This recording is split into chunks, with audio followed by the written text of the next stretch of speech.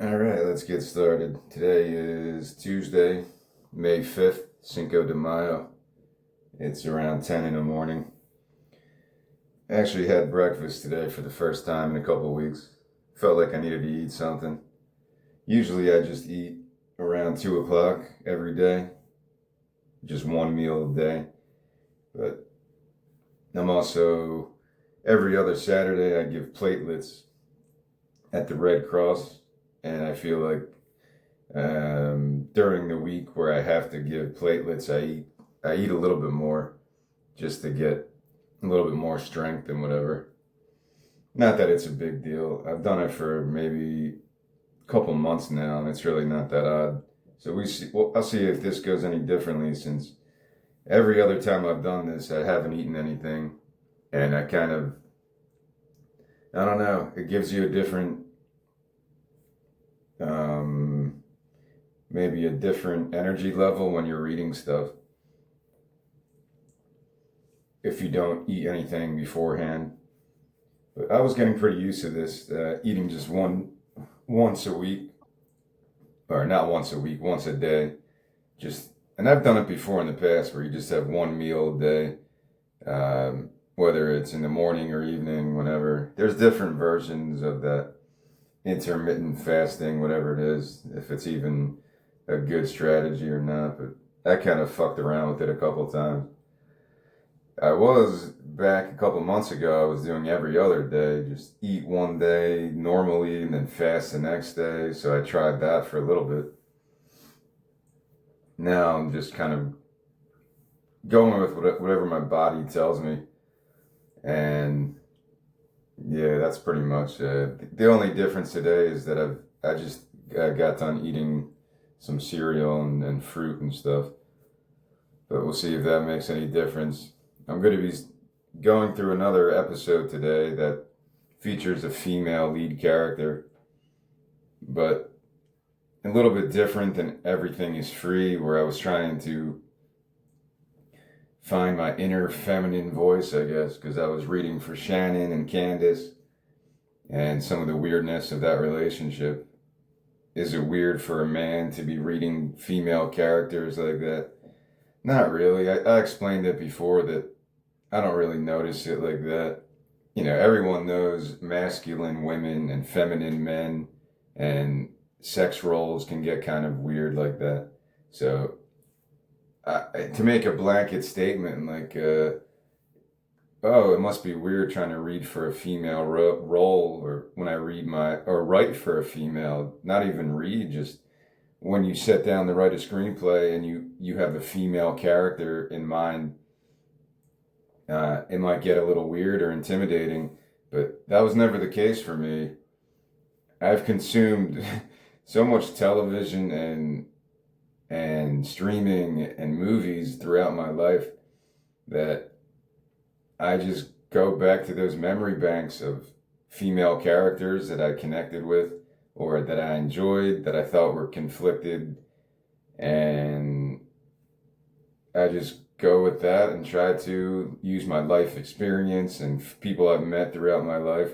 So I don't think it's a big deal. I don't even know why I bring this up because I don't think it's that much of a big deal, really, for a woman writer to write for a man or a man to write a woman's character. Like, I don't think it's that big of a deal, really. I don't know if other writers really think about it like this. I think where it gets more complicated is when myself as a white dude, because that is my skin color. I talked before about how I hate answering those questions on job interviews, like what's your race? And then it says white, non-white, non-Hispanic, Hispanic. Like what the fuck? Just if I had the option, I'd just click all of them because I consider myself like a part of every one of those races, whether or not I have any genetic code inside of me. So I don't even answer those questions, but I was thinking as a writer, yeah, if I was going to write for a black character or Puerto Rican, Mexican, Finnish, or is that what they're called? Like Swedish or Scandinavian or Russian, Middle Eastern, Muslim, Jewish, how do I write these characters since I'm not Jewish, I'm not Muslim, I'm not anything. I don't consider myself a part of any real tribe like that in terms of nationality, even though my family is like Sicilian or whatever. But even that, like if I wrote a story with Sicilian characters, like it's like everyone's going to be different anyway. You're not just going to write the Corleone family every fucking time. So it's strange. There's a writer that kind of got involved in some controversy that I like, Maria Shriver. I think that's her name. Or no, I'm sorry, that's like the famous woman. Lionel Shriver, is that her name? I think so. Sorry, it's been a while since I read her book. But she wrote a book of essays, and it was about identity politics, and she was speaking about stuff like that I never really thought of. That how is she going to write for a black character as a white woman? Yeah, Lionel Shriver. I don't know if that's how you say her name, but yeah, I think she lives in like the UK now. But I read one of her books, and it was about that, exactly what I'm talking about. As a writer, how do you write for different characters that aren't your nationality, that aren't your race, that aren't your cultural heritage? It's kind of weird, but only if you make it weird. Like only if your story is regarding some political issue like that, and then you have to try to speak for this other race or this other culture. I guess it could get a little tricky. But if you're a lot of my stories, I don't even say what the race of these people are. It could be anything. Even my story Marathon, it takes place in like the 1980s in Atlantic City, in kind of like the inner city. It could be a black dude, it could be a white dude. I don't think it could really, I don't think it makes a difference, to be honest. Whoever really would connect with it as an actor, I think if I was casting that story, Marathon, or the Rinse and Repeat Part 2, which is a continuation of those characters, I don't think it would really matter. It could be a black dude, it could be a white dude, it could be a Puerto Rican dude, it could be a Mexican dude, it could be anything. Well, maybe not like a rich dude, but what's a rich dude? If you think of Caddyshack, you're going to think of like those rich wasp, the white country club people from the 80s. Like every 80s movie almost had that. Like Caddyshack's a good example. You picture rich people, you picture those white bread country club people. But what are you saying? Only white people are rich? And there's just so many levels of this conversation that you get trapped in these bubbles. But yeah, there's poor white people, there's rich white people, there's poor black people, there's rich black people. So it's weird when you get into these kind of conversations sometimes. But really, it's only weird if you make it weird. It's really not that weird whether I'm writing for a female character like today, or I've never really set out to write for, oh, I'm going to write a story and I'm going to be black in the story, or I'm going to be white in the story, or I'm going to be this or that. I've never done that. Just like when I write music, I started writing rap songs in 2020, and I wasn't thinking like, oh, I shouldn't be doing this. I'm a white guy. I'm not allowed to write rap music. People who think like that, you're allowed to think like that. Like, but I just don't buy that argument. Like, like I feel like music, especially, even more than acting or writing, music should be completely universal, colorblind, no cultural appropriation to that limit, at least. If you want to talk about cultural appropriation in terms of like back in the day, record companies would steal money from blues artists or use other genres like that, and pretty much just steal it, pilfer it, make money off that brand of music that maybe, the roots of it is the blues, and that those were black people in America. You could go that route and I would support that argument. But when you say something like, no, only this race can make this music, only Mexicans can have burrito food trucks.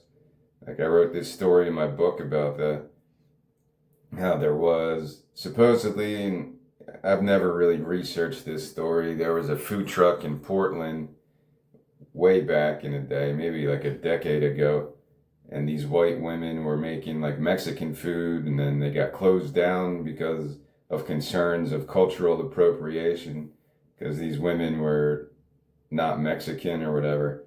Like, what the fuck? I just don't understand that story. Or if you're only gonna buy burritos off of Mexicans or buy Chinese food off of Chinese people, you can only buy Italian food off of Italian people. That's gonna be a boring fucking world to live in.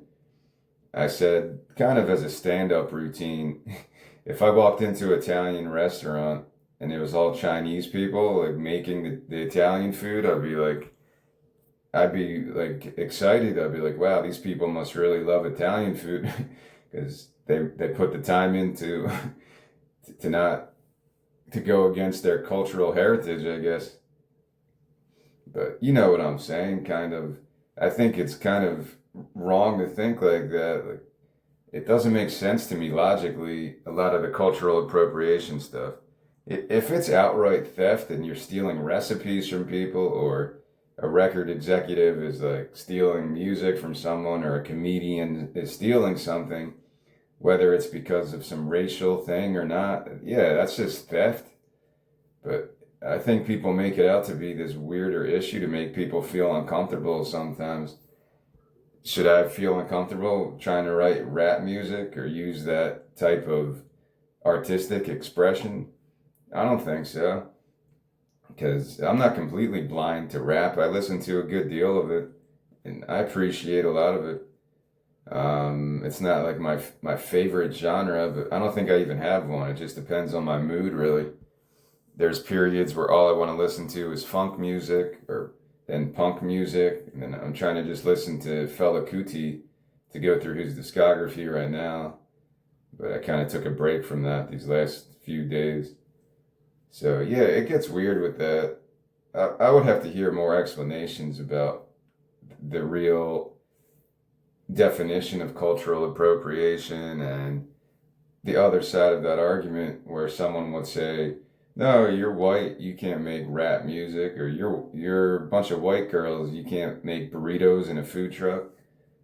Like, I would have to hear that argument to really see if there's any reasoning that I would agree with, because I don't think I would. I think it's just the opposite of what my philosophy is, that your identity is just a human being. You're allowed to make whatever the fuck food you want and sell it. If you appreciate Mexican food, I think Mexican food is the best food out of everything, but I'm not very cultured. I don't know a lot of different cuisines, so I'm not the right person to ask. My experience with Mexican food is going to like Chi-Chi's as a kid and eating chimichangas. But yeah, I just always loved Mexican food. So because Mexican food is my favorite food, and I'm not Mexican by blood or by whatever, by the census, if I open up a Mexican food truck and sell shit, Mexican food, am I going to be like, oh, he's culturally appropriating another race?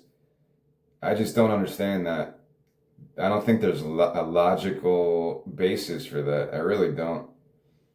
Um, because then you're pigeonholing not only me as a non-Mexican, but you're saying, hey, Mexicans, you can only make Mexican food. Like, I just don't understand a lot of that type of conversation.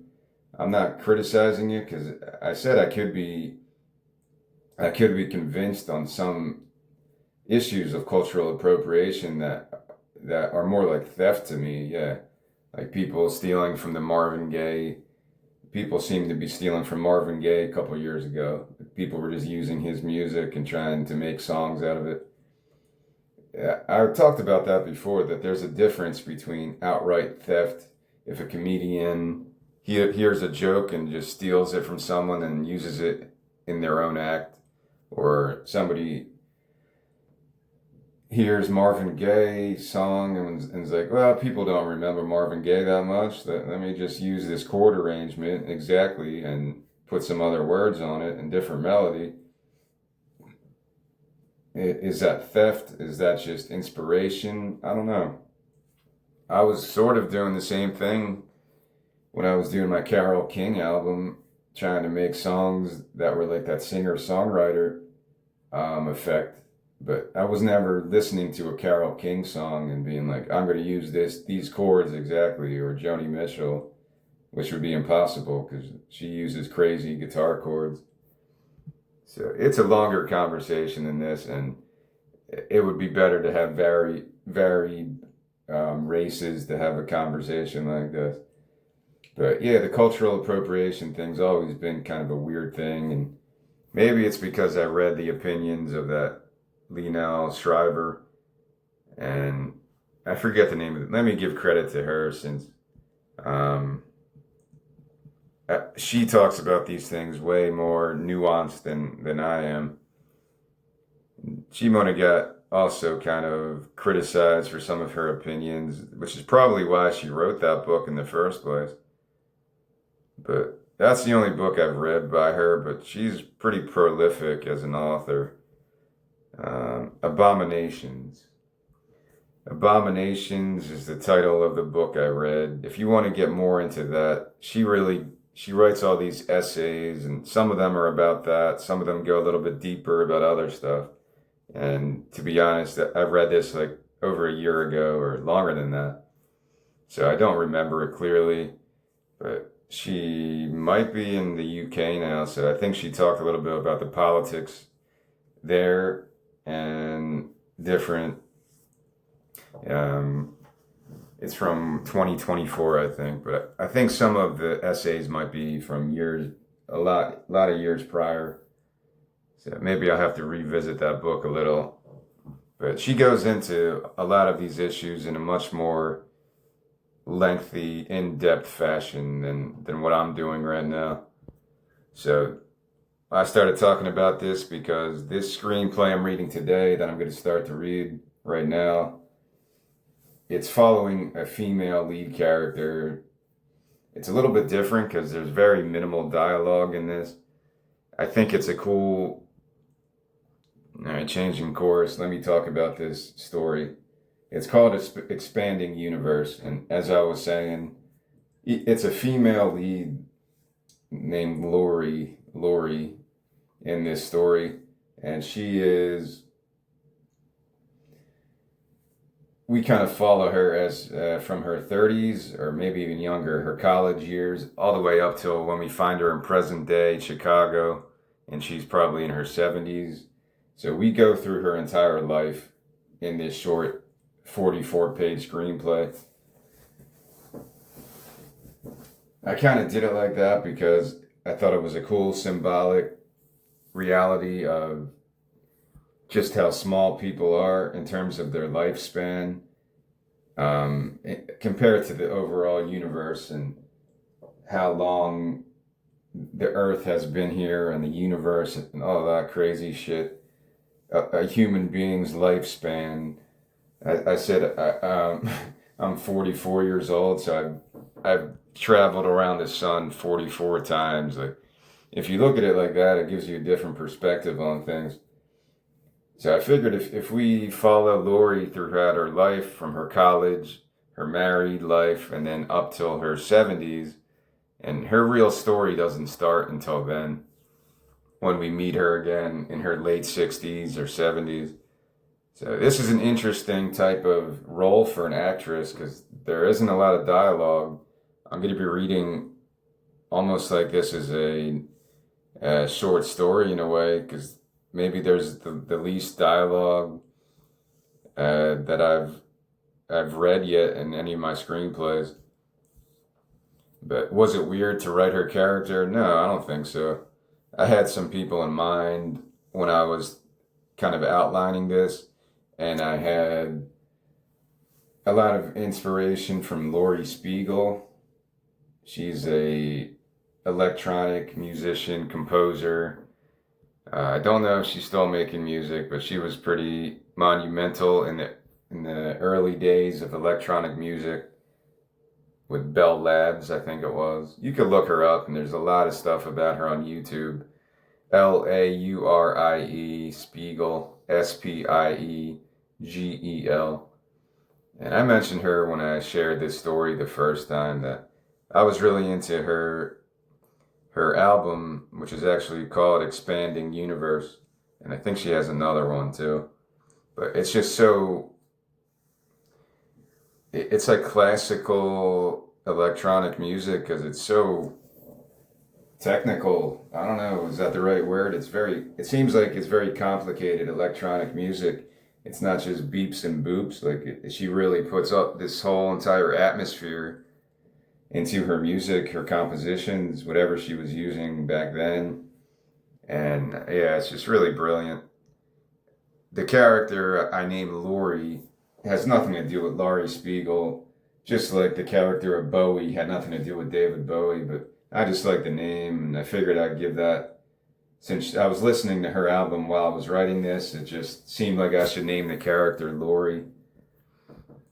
And so this is a science fiction story, and I did say it's partially inspired by Laurie Spiegel's album, The Expanding Universe, because you'll notice some things as I go through this story that are kind of related to, I don't know, I was going to say quantum physics, like string theory, but maybe not. It's the blending of science fiction and more of that miraculous religious stuff that a lot of people are cynical about, but maybe there's some connection between the science fiction element and the more spiritual element. Maybe those two things aren't really in opposition to each other. They're more connected than people want to give credit to. So, yeah, you'll notice as I go deeper into this story, and I think I would use Laurie Spiegel's music throughout this if I was allowed to. Because, yeah, I really fell in love with her stuff. It's been a while since I listened to it. I just, I have a moment with an artist. I get obsessed with Laurie Spiegel, or around that same time, it was Terry Riley, Rainbows and Curved Air, I think. And I still like it. I still like this stuff. Hiroshi Yashimura. I think it was like Postcards, something Postcards, 9 Postcards. I was really getting into electronic ambient stuff. And these are pretty well-known artists. It's not like they're not very underground. I never heard of them until 2020. Hiroshi Yashimura, Laurie Spiegel, and the other one, Terry Riley, because I would listen to them every day at work when I was like doing meditations outside.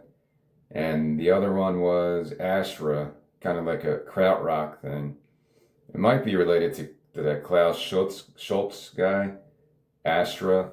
I think they were more krautrock, but they had an album called Sun Rain. I think or New Age of Earth. Yeah, that's what it was. Which sounds like a science fiction movie. A really awesome album. New Age of Earth by Astra. I believe that's what it was. So let me get into this story. It does take place in kind of like present day in this time period, but we start in the 70s because that's when Laurie was in college. So we're going to follow her story from her college years. As we fade in, now we are headed to space, or we're already in space. We're experiencing the black void. Superimposed is the quote from Laurie Spiegel. Will we be able to move our hands through the space around us, shaping the sounds as we listen? So that would be on the screen, as all really you see is the vastness of the universe. However people can design that. Maybe they're there would be a good amount of CGI in this, of just realistic type of introspective looks at the universe. Kind of, that's how I would frame it. Almost like the universe is around us, but also inside of us. If that sounds corny, it's because it is kind of corny, but all right. So after that superimposed quote by Laurie Spiegel, slow swirling streaks of colors of every possible shade now emerge through a wormhole and merge into a whirlpool of intensely bright light energy. The streaks of light spin in a circular motion faster and faster like a vinyl record, lighting up the black void of space. Then the Big Bang. So we're witnessing the birth of creation, of anything. I don't know. I'm sure other people have tried to demonstrate what the Big Bang would have been like on screen in other movies. Even like 2001 was pretty amazing with the depiction of space. All right, so now colorful light is shooting out in every possible direction after this Big Bang happened, at every possible angle and with every possible chaotic motion as we drift along with the chaotic zigzagging streaks. Orange flames now paint the black expanse like hundreds of volcanoes erupting. The flames expand faster and wider, merging into a gigantic inferno of orange, yellow, and red fire. More explosions burst out in every direction, leaving fireballs bubbling on a large orange spherical mass. We now drift away from the fire faster and faster, revealing an omnipotent, massive, life-giving fireball, also known as the sun. So now, from that brief introduction, which I think was needed to try to prepare the audience that, yeah, this is a science fiction episode. And I think that's a good way to show it, the start of everything according to the Big Bang type of theory. And yeah, I won't go into too much detail about my own thoughts about these things. All right, now we're moving towards a college apartment at nighttime. We're slowly drifting from the starry sky towards this apartment building, where inside we explore the 1970s style room, passing a record player, a violin case, a music stand, a tall stack of vinyl records, and some classical records scattered on the floor. Gustav Holst, The Planets, 2001, A Space Odyssey soundtrack, Silver Apples of the Moon. Those will be... I actually had those records in my collection back when I had records. Gustav Holst, The Planets, that plays a big part in this story as well. 2001, A Space Odyssey, great music, great movie, probably, one of my favorite movies, definitely. And Silver Apples on the Moon was like an early electronic album that I think I found just at one of those thrift stores I used to go to. Took it home and kind of fell in love with that one. I think it's just more of the, not a novelty, but the early pioneers of electronic music. Very cool, man, that they were able to just embark on this new musical genre. Electronic music, when it first came out, must have really blew people's minds. Almost like, what would I compare it to? What do you compare it to today? What else can you make in terms of music? Was electronic music like the last frontier of experimental stuff? I don't know. Like there's field recordings and using nature sounds, and I like that stuff. I like avant-garde, no wave stuff, experimental hip hop, jazz. It's free jazz, all the weird spiritual jazz, like the Pharoah Sanders, Alice Coltrane stuff. That's weird as shit. and I enjoy that. Indian music's also got that weird type of spirituality and escapist, where you kind of disappear in the music, like a Fela Kuti song, because it's like 20 minutes long. I don't know what's the last frontier of music. If it's not electronic music, what else is there? I'm probably forgetting about something that maybe somebody can make a case for. As we continue to explore this apartment, Lori's apartment, we see a framed poster on the wall of the Chicago Orchestra during a performance. Next to it is a framed photo of a 5-year-old blue-eyed girl playing a violin. Now we're going back outside towards the stars again. As Earth, now we're in space. We see Earth from space as it goes around the sun, as orange flames stream out into the universe and explosions volley like fireworks. So I kind of wanted to make that a theme of this, where you're going quickly from down in our mundane existences, even if Lori is like a musical prodigy in this, and she's very uniquely gifted in terms of this fireball in space constantly somehow keeping us all alive. This giant fireball of gases is keeping us all alive. If the sun fucks up, then we would all be dead. And what? Get Neil deGrasse Tyson to answer that. Once the sun is done, I'm pretty sure we would die pretty quickly. All right, let's not get too depressed at how chaotic, but how beautiful the universe is, because it does work, even if it seems like it's a bunch of chaos.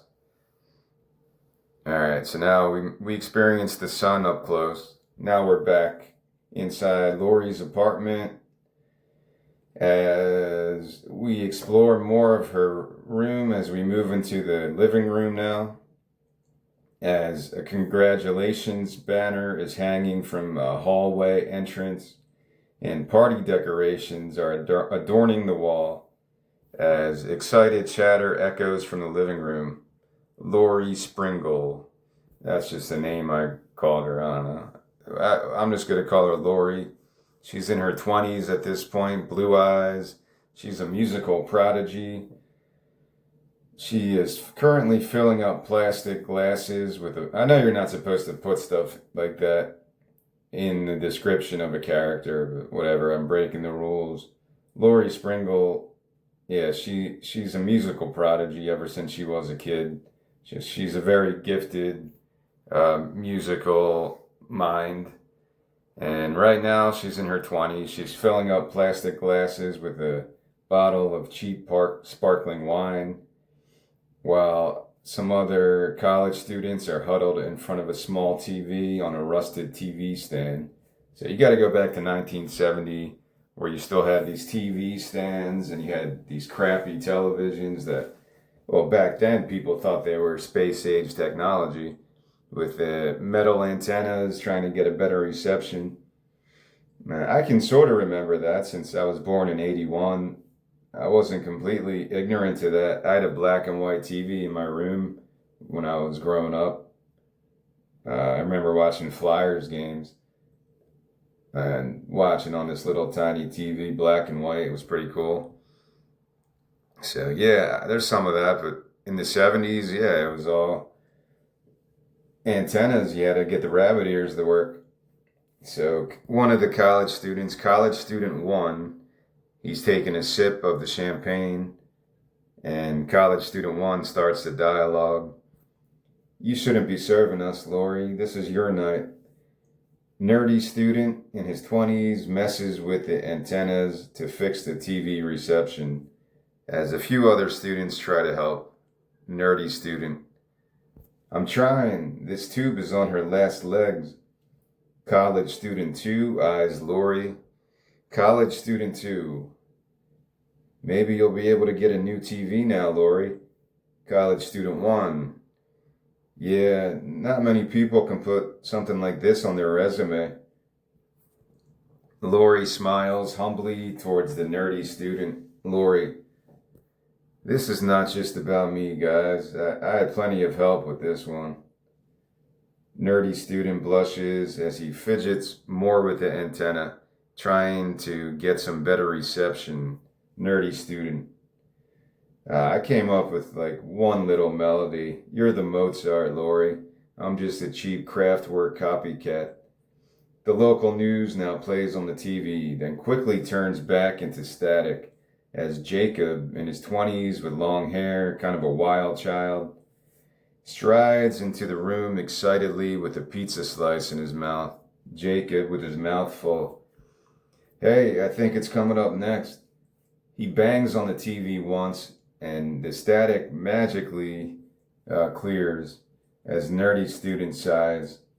Now we are viewing the TV as a news anchor is sitting behind her desk in the news studio. So we're now hearing the news anchor on the television speak. Lori Springle, former violin prodigy and current graduate student at Vandercook University, is a local celebrity this month. Cheers erupt from the group in the room as Lori smiles embarrassed back to the news anchor on TV. After her composition was selected to go up into space with the upcoming Voyager launch this Saturday. A video now plays on the TV of Lori in a music studio with a huge synthesizer behind her. And I got that completely from Laurie Spiegel. There's a picture of her in like Bell Labs with this monstrous type of computer, whatever the fuck it is. I don't know how that stuff works, how you made music off these crazy, monstrous contraptions. I have no idea, man, but there's something called Bell Labs was probably the pioneer type of company, I guess, that worked on that. I don't know enough about this. Now we see Lori on the television during this interview. This was a pre-recorded video of her when they interviewed her at the lab. I'm really blessed to be able, this is Lori speaking on TV. I'm really blessed to be able to work with so many people on the cutting edge of this new musical frontier.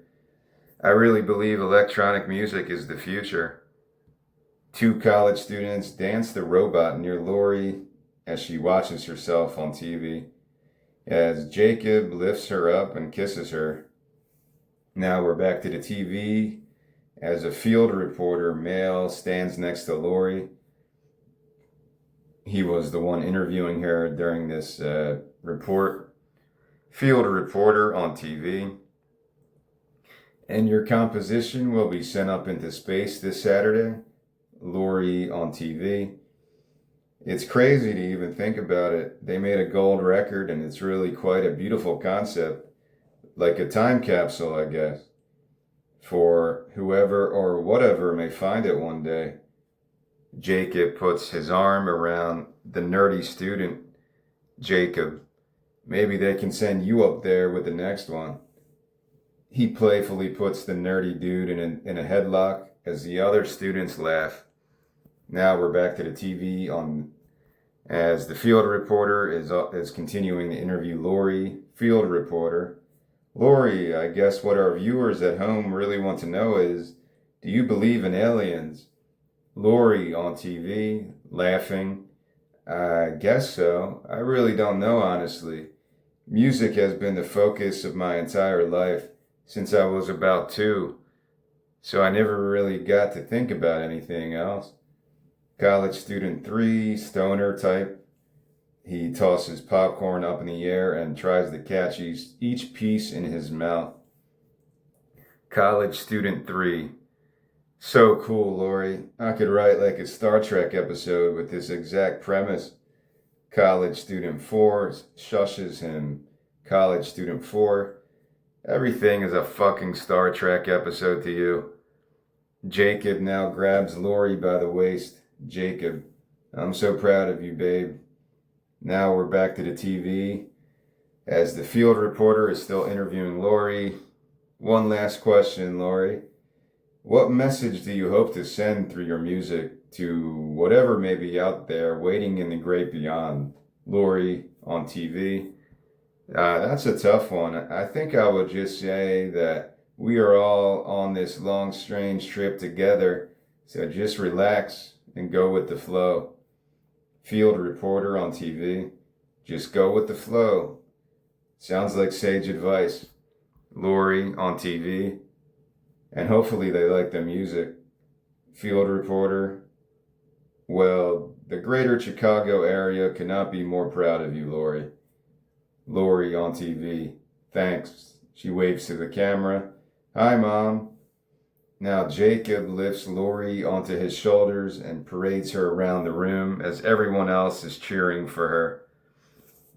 So the news report finishes there and they're cheering for her as they just watched her on the news give this interview.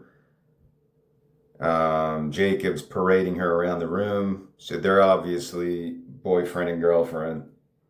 Jacob, we have a local celebrity in the house.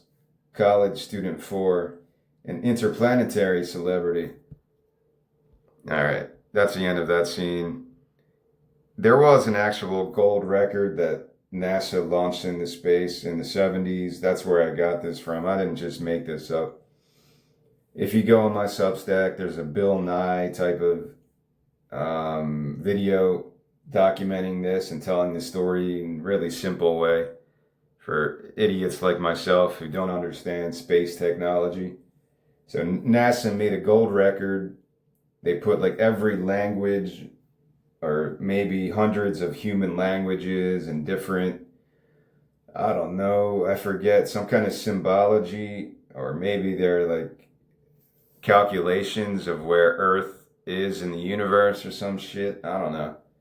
But they made this record, they put a bunch of music on it and people speaking in different languages, and I forget what songs were actually picked to be put on this record, and it was sent to space in one of the Explorer or Voyager maybe, and I don't know what the rest of that story is. I forget. Is it still floating in space right now? Maybe some aliens found it. And yeah, I guess that was the reason they did that, was to maybe really, I think a lot of times NASA does things just to get people's imagination back. Do they really think, hey, this is a cool idea, we'll make a record, send it into space, and aliens will find it one day, and that's how we'll begin communicating with the aliens? Like, I don't know. But I just like the story. It's just tailor-made to be a science fiction plot, so it works in this story. And Lori is the brilliant pioneer electronic musician, so they asked her to record something, and she wrote a song, and it was included in that. That's why she was on the news in this first scene. And real quickly, yeah, I would need someone to compose something, some kind of melody on the piano, violin, probably violin, because I have her in this story as like a musical prodigy violin player, but she kind of branches out into electronic music later in her life. So yeah, this melody that she sent to space keeps coming back throughout this story, so I would need someone to compose a simple melody that's memorable that would play during a lot of these scenes. Even though I consider myself a musician and a bit of a composer, because I have written a lot of songs, hundreds of songs in my life, I don't have that classical brain to really make something like that. Maybe I'm underselling myself and I could come up with something, but I think it would be cool to work with like a real composer or violinist who could come up with something that really fits the time period and also the atmosphere of this story. All right, moving on. I'm already like almost at an hour, and we are on page 6. So I'll try to speed this up a little. It's my own fault because I was talking a bunch of nonsense in the beginning of this. So I try to keep these, maybe I'll do 20 pages at a time. So I'm on page 6 right now. We're continuing in Lori's apartment that same night as the crowd is sitting in silence around the kitchen table, empty beer bottles all over the place as they watch Lori perform this original composition on a violin. So the same one that she wrote on the electronic instruments to be sent to space, she's playing that same melody now on her violin. That's why I would need someone to make this up later. Jacob is wiping a tear from his eyes as Lori plays this hauntingly beautiful melody. So it's got to be, something really memorable. And yeah, she's definitely a world-class type of professional musician. She finishes up this short performance, smiles humbly towards the audience as they clap and cheer for her. Lori, that's just the main melody. We were able to enhance it later with some crazy synthesizer effects. Jacob walks nervously towards her, then gets down on one knee, fighting back tears. Jacob, Lori. She stares towards him, stunned, realizing the moment. Jacob, down on one knee. I was going to wait until later, but I can't keep it inside anymore. I can't think of living in this world without you. I love you, and I want to be with you forever. Lori jumps into his arms without any hesitation. Lori, yes, yes. The rest of the crowd cheers loudly as they kiss. All right, so now we have an engagement scene early on in this story. Now we're later that night on the rooftop of the apartment as Lori and Jacob are alone and they're sharing a bottle of wine on the roof, staring out towards the stars, the Chicago skyline in the far distance. So they're probably in like the suburb somewhere near Chicago, maybe near that university. I don't know if I made that up or if it's a real university. I forget. I think it is a university near Chicago. All right, so they're on this roof and they're drinking a bottle of wine. Jacob starts the conversation here. By next week, your music will be drifting through the stars, available for the entire universe to experience. Lori, pretty out there stuff. If you believe in all that nerdy Star Trek stuff. Pretty out there. If you believe in all that nerdy Star Trek stuff. Jacob, it's not nerdy. It's beautiful. Mystical, even. He finishes off the bottle while she jumps on top of him. Lori, I'm engaged to a space geek. Now it all comes out. I knew it.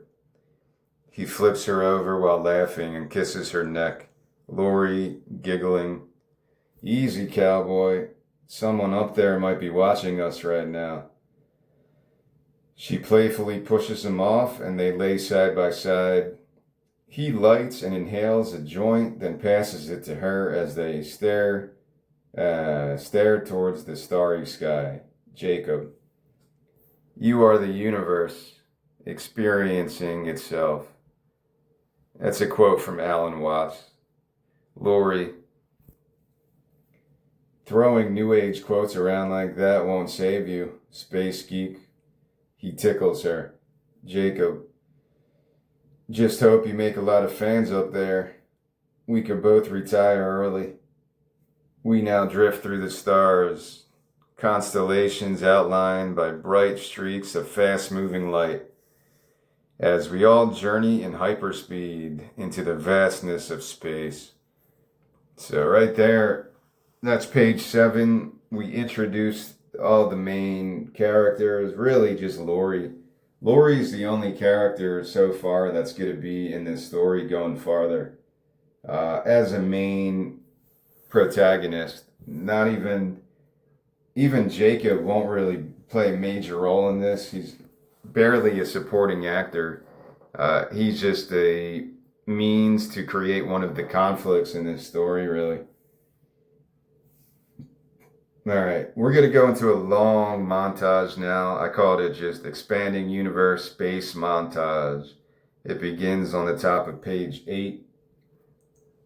As we move from the rooftop of the apartment, leaving Jacob and Lori, now we're moving into space. As we drift aimlessly from Earth's orbit like a vertigo attack through the cosmos, we drift through man-made satellites. Now we're side by side with shooting stars. Meteors collide and stars explode. There's a supermassive black hole forming.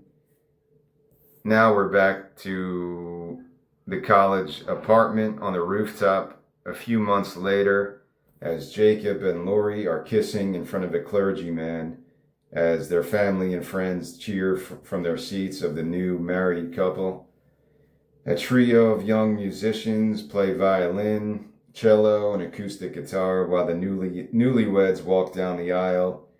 Guests rise up and toss confetti at them into the air.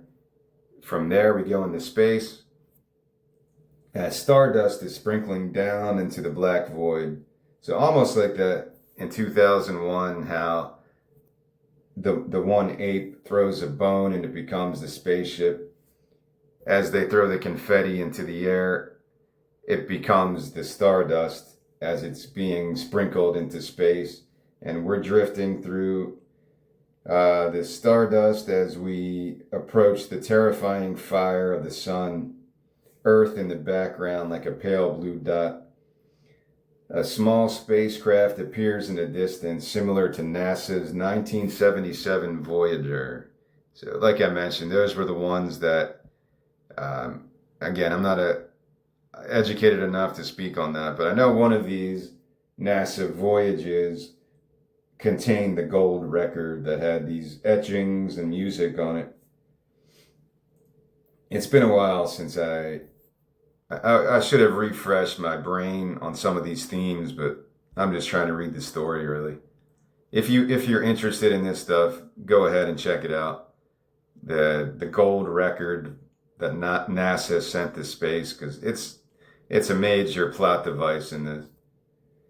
All right, so now we're going inside that spacecraft that's floating through space, as the gold record casing is spinning inside, engraved with fancy symbols, markings, and equations. It spins faster and faster as Lori's violin music is faintly heard. All right, now we're moving through this montage fairly quickly to a few years later. Again, this is supposed to show how quickly a life can go if you're not careful.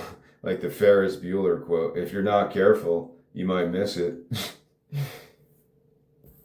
That's the point of this montage. We're going through Lori's entire adult life as we follow her gold record. Not her gold record, but she's a part of it. Her music is a part of that gold record, so I'll call it that. And we follow her music traveling through space as we witness her life on Earth at a rapid pace. Almost like Interstellar, how it's like, whatever it was, right? Like, you might spend a couple days in space, but in Earth time, it's like you could age by like 40, 50 years. Like that type of time difference is pretty crazy to me. I think Interstellar kind of went that direction. All right, so now we're moving towards an orchestra auditorium at night. This is a few years later, back on Earth, as Lori is playing a short violin solo on stage from Gustav Holst's The Planets. So I don't know how you would do this. I wanted to use Laurie Spiegel's music for Dance Part 2 through this entire montage, but I guess you can pause it and kind of get a little creative with this montage because it's very long, and show Lori playing this violin solo. And those details can be discussed later, figured out later. Now we're back into space as we're drifting around the red haze of Mars faster and faster as that NASA Voyager spacecraft drifts by. Now we're in a hospital room back on Earth a few years later as Lori gives birth to a boy in a hospital bed. As Jacob holds her hand by her side, the doctor is now handing her the newborn baby, and we drift closer and closer towards his open blue eyes. Back to space, we are now drifting along that spacecraft as it moves away from Europa's mysterious icy surface towards Jupiter's orbit, passing beautiful shades of green, orange, yellow, and blue as the many moons of Jupiter shine like jewels. I didn't know how to write these descriptive lines. I could have just wrote, we're drifting through Jupiter. And I guess whoever does this CGI stuff to demonstrate the audience is floating through space now, they can kind of get all creative and artistic with it. But I figured I'd write something to at least get that idea out there. That, yeah, we're floating through the majesty of space, and it could be whatever your imagination wants it to be. Now we're inside a music studio a few years later at night as that nerdy student from before who was working on the television, he's with Lori, and they're both playing these large synthesizer instruments similar to Bell Lab's Hal Owls. I don't know how to say that. From the 1970s.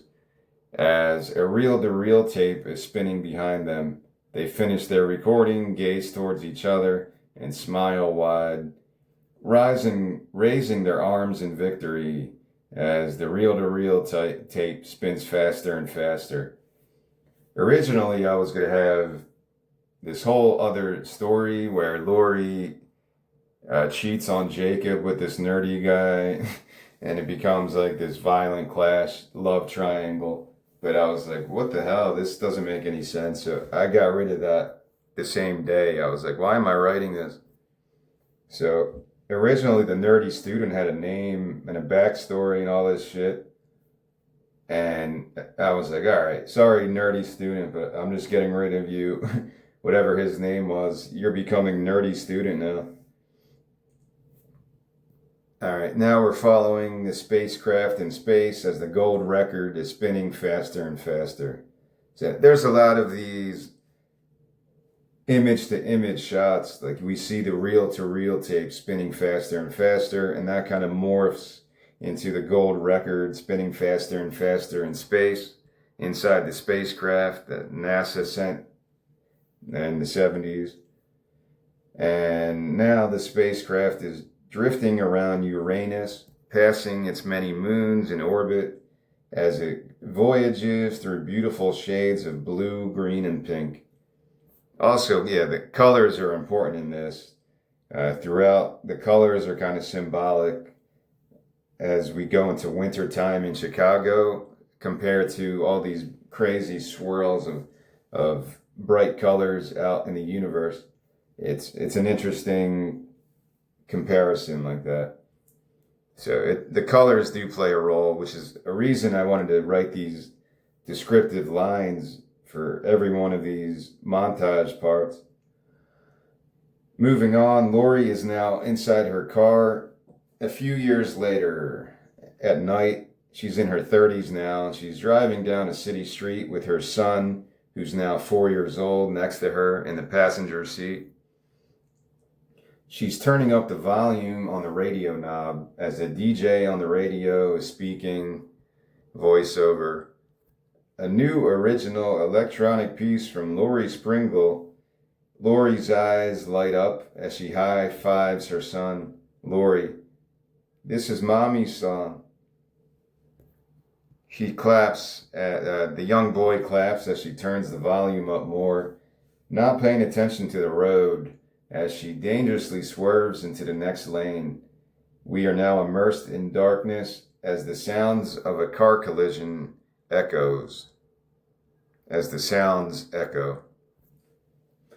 From that kind of horrific moment, we drift back into space through the black void towards a massive meteor storm as hundreds of collisions cause hundreds of more collisions in a colossal domino effect. From that, we go to a hospital room a few days later after that accident. As Lori wakes up in bed alone, bruised and bandaged, she's freaking out. She pulls out the tubes and limps towards the door. In the hallway, moments later, Jacob is in a chair, seated with his head down in his lap. As Lori walks towards him in her hospital gown, "Lori, where is he?" He can only shake his head no as she falls to her knees, wailing in a manic fit. I think it's more emotionally satisfying for these scenes to not even hear her speaking these lines. You would hear the Laurie Spiegel music playing during these scenes, and you would only notice Laurie's mouthing these words, like, "Where is he?" like in slow motion almost, and falling to her knees as the music is just the only thing heard. I think that's more of a interesting effect than actually hearing her say these lines of dialogue. Maybe also in the car as well, so you would have to get rid of the DJ on the car radio line of dialogue if you go that direction. But you might have to do that because it might not be understood unless you have the DJ on the car radio. So you can mix it up. Basically, everything is kind of up in the air for a long montage like this that's supposed to be very emotional. She's losing her son in a car crash. It doesn't get more chilling than losing a child, so it's got to be emotionally stimulating, not just satisfying, but really alerting the audience that this is a major part of the movie.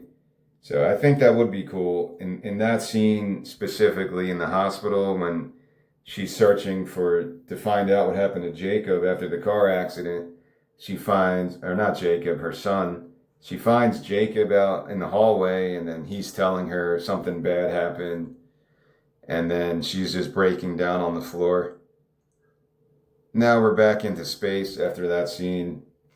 We're going zigzagging through the solar system now as we almost experience another vertigo attack. Everything's kind of shaky and going chaotic through the cosmos. And we're going by collisions of starlight and meteors that leave clouds of debris and chaotic, brightly colored swirls. And these are overpowering waves of every color. Now we move by a supernova as we are immersed in this whiteout as the star explodes.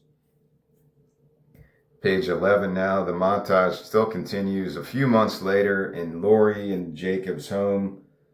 They're arguing aggressively in the hallway with arms raised in frustration. She's pushing him down, running into the kitchen. She grabs a bottle of vodka out of the fridge and takes a long swig while he follows after her. "Jacob, you can't keep doing this." She launches the bottle at him, sending him onto the floor, wiping blood from his forehead from the impact. Then she punches the fridge violently over and over until her fists bleed. So yeah, she's having a breakdown. The motivation I would tell the actress is, she feels responsible for her son's death because she was changing the radio as her song was coming on and she wasn't paying attention to the road and she crashed her car.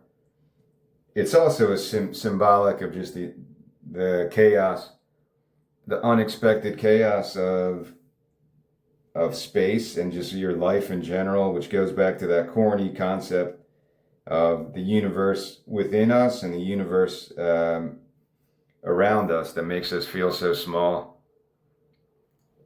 The universe inside of us is almost like our ego, I guess, because we feel like we're the center of the universe.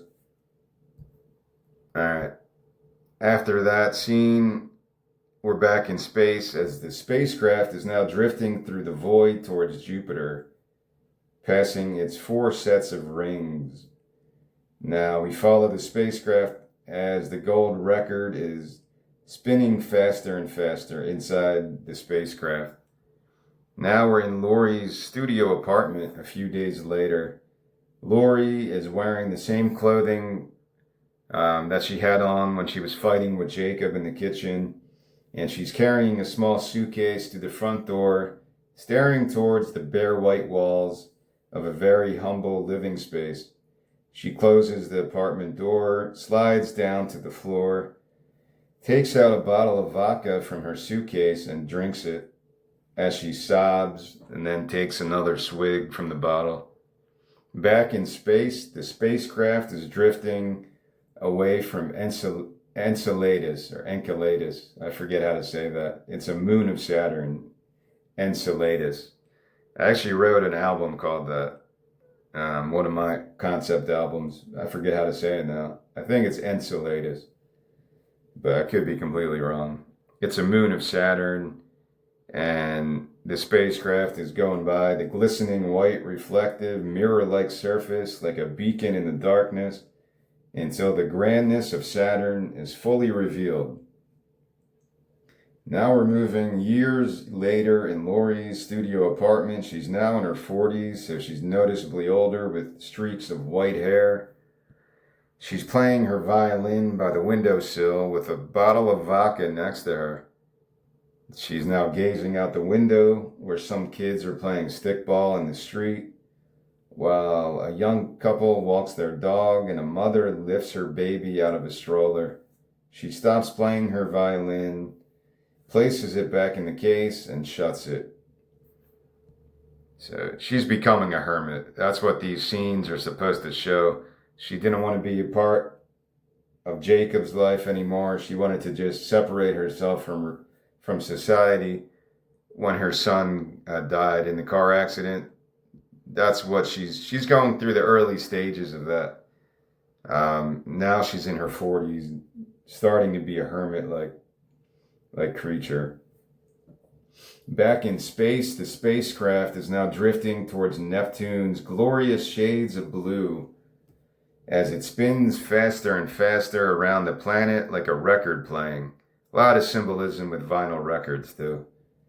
We hear the sounds of static, then a stylus dropping into a groove, and then Laurie's violin music playing.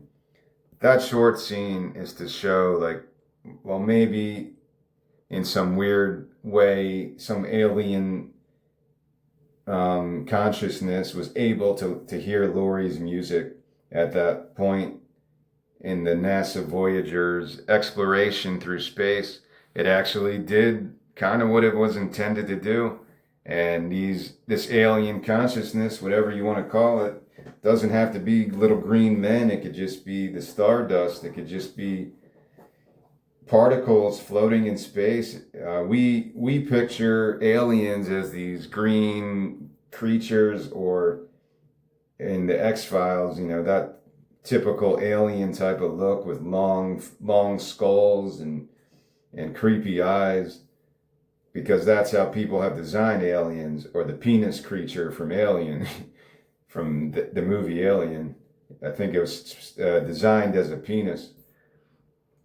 But alien consciousness could be anything. It could be constantly around us. You don't know what consciousness is. Nobody does, really. It doesn't have to be contained in a body or because that's how we live in our bodies. And how can you conceptualize a consciousness without a body? It's not that difficult. Other people have explored this concept in movies before, whether you call it your soul or something else. So yeah, it's not that hard to believe if NASA did send this record into space in the 70s, that in the vastness of the universe, it could have came in contact with some kind of alien consciousness. through satellites, through anything. So that's what I'm going for with this, the end of this montage here, to kind of subtly show that to the audience, like, I guess it was a success, and something out there was able to hear American or human music. Well, Lori's an American, so yeah, American music. I have an idea for another episode where it's like Footloose on space, where these aliens on a distant planet, it's almost like a Pixar movie would learn about American rock and roll, and they live on this dystopian planet with no fun, and then they learn of rock and roll and all this shit, and it would change this planet for the better and shit. It's like an animation I had, similar concept to this, but much more in a fun way. I just haven't written that story yet. It's actually based on Matthew Logan Vasquez. He has a song called Trailer Park. And that was the impetus for me to write that, or to not write it, but to think of that concept. I pictured all these aliens living in a trailer park and being kind of miserable. They don't have much of a, I don't know, what's the word? They live a very mundane type of dystopian existence on this planet. Not a lot of pleasure, not a lot of fun and stuff. Like Footloose. Yeah, it's Footloose in space. But yeah, I don't want to go off on this tangent right now. But it's just to show that these concepts have been used in the past, and they'll continue to be used. The movie Contact with Jodie Foster was kind of similar to that. That actually is a pretty solid comparison. If I would say, if somebody asked me what's this movie like, I would probably say Contact. There's some similarities in the emotional stuff. In this one, Lori is losing her son in that car crash. That's kind of the inciting incident that leads the story forward. All right, now we're moving from the space back to Lori's apartment at night. Now she's in her 50s, many years later. Very white hair now, and she's laying on the hardwood floor. She's in a different type of a look on her face, kind of catatonic, is that the word? Like that De Niro movie, Awakenings, where he just kind of stares at the wall all day. She's laying on the hardwood floor as the glow of her TV shines on her emotionless face. The TV is playing a video of a nuclear explosion in a desert, like, one of those early experiments that the U.S. Army did out in New Mexico or wherever the fuck they did it, as an immense orange and red mushroom cloud violently expands. And we're ending this montage back in space as we're drifting towards the sun's inferno, faster and faster and faster and faster and faster and faster. That's the end of this very long montage. I did this for a couple of reasons to make this long space montage.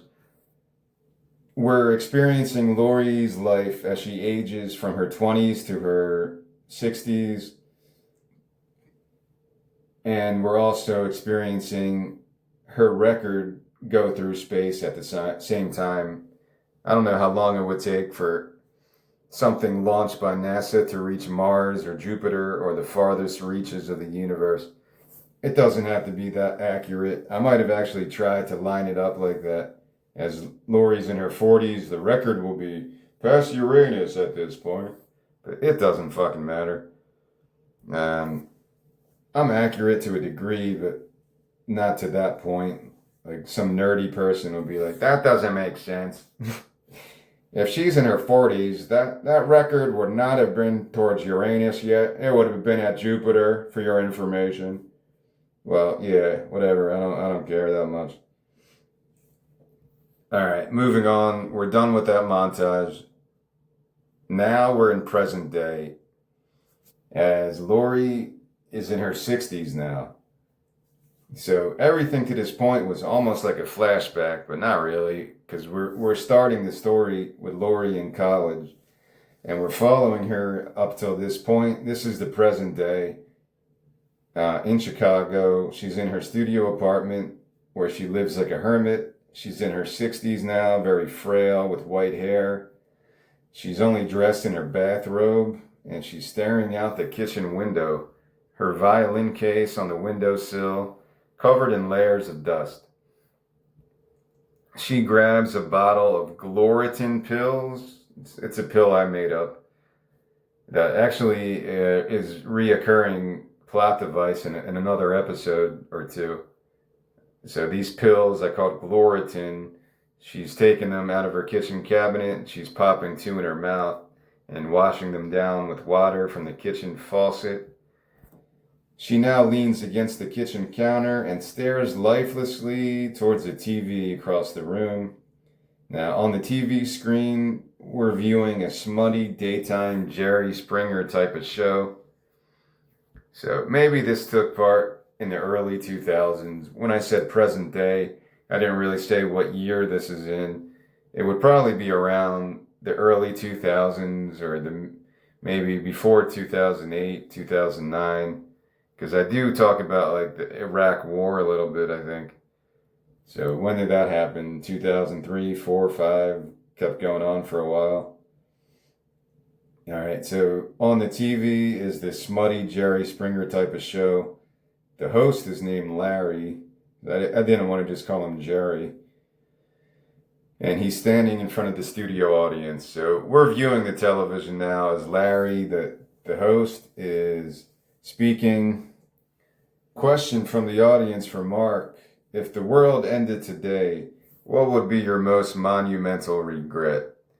Mark, he's seated in, this Jerry Springer type of a set. He's sitting on the chair with a big mullet, and he's speaking now.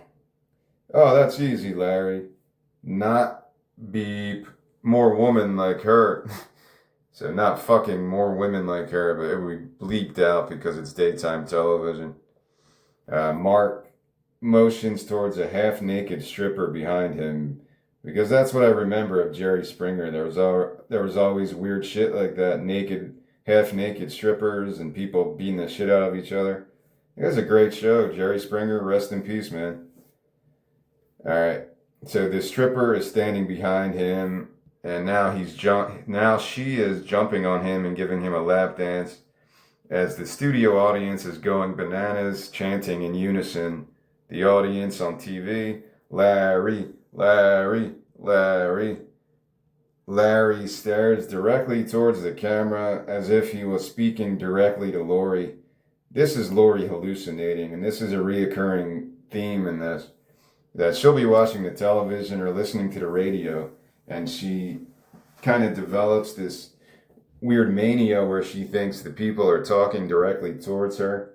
It's probably been done in other movies, but I can't think of anything.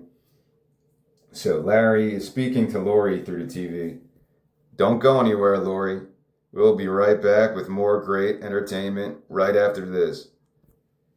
A bit later that day, Lori's in her apartment. She barely leaves her apartment.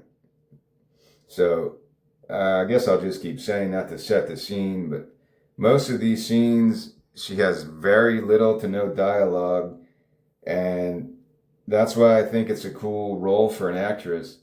I actually picture Winona Ryder if you made her look like a 60 or 70-year-old, because I think she could pull off that character pretty cool.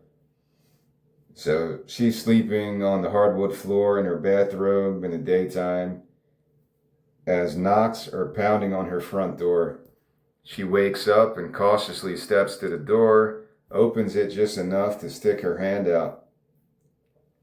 Outside the door in the hallway, a female nurse in her 40s is handing Lori a bag through the partially open front door. Nurse: how are we this week, Mrs. Springle? Lori quickly shuts the door from inside. Nurse: okay then, great to hear. I'll see you next week then. The nurse walks away, then pauses and turns back. Nurse. She's speaking through the door now because Lori just shut the door without a response. Nurse. Make sure you keep taking your medication.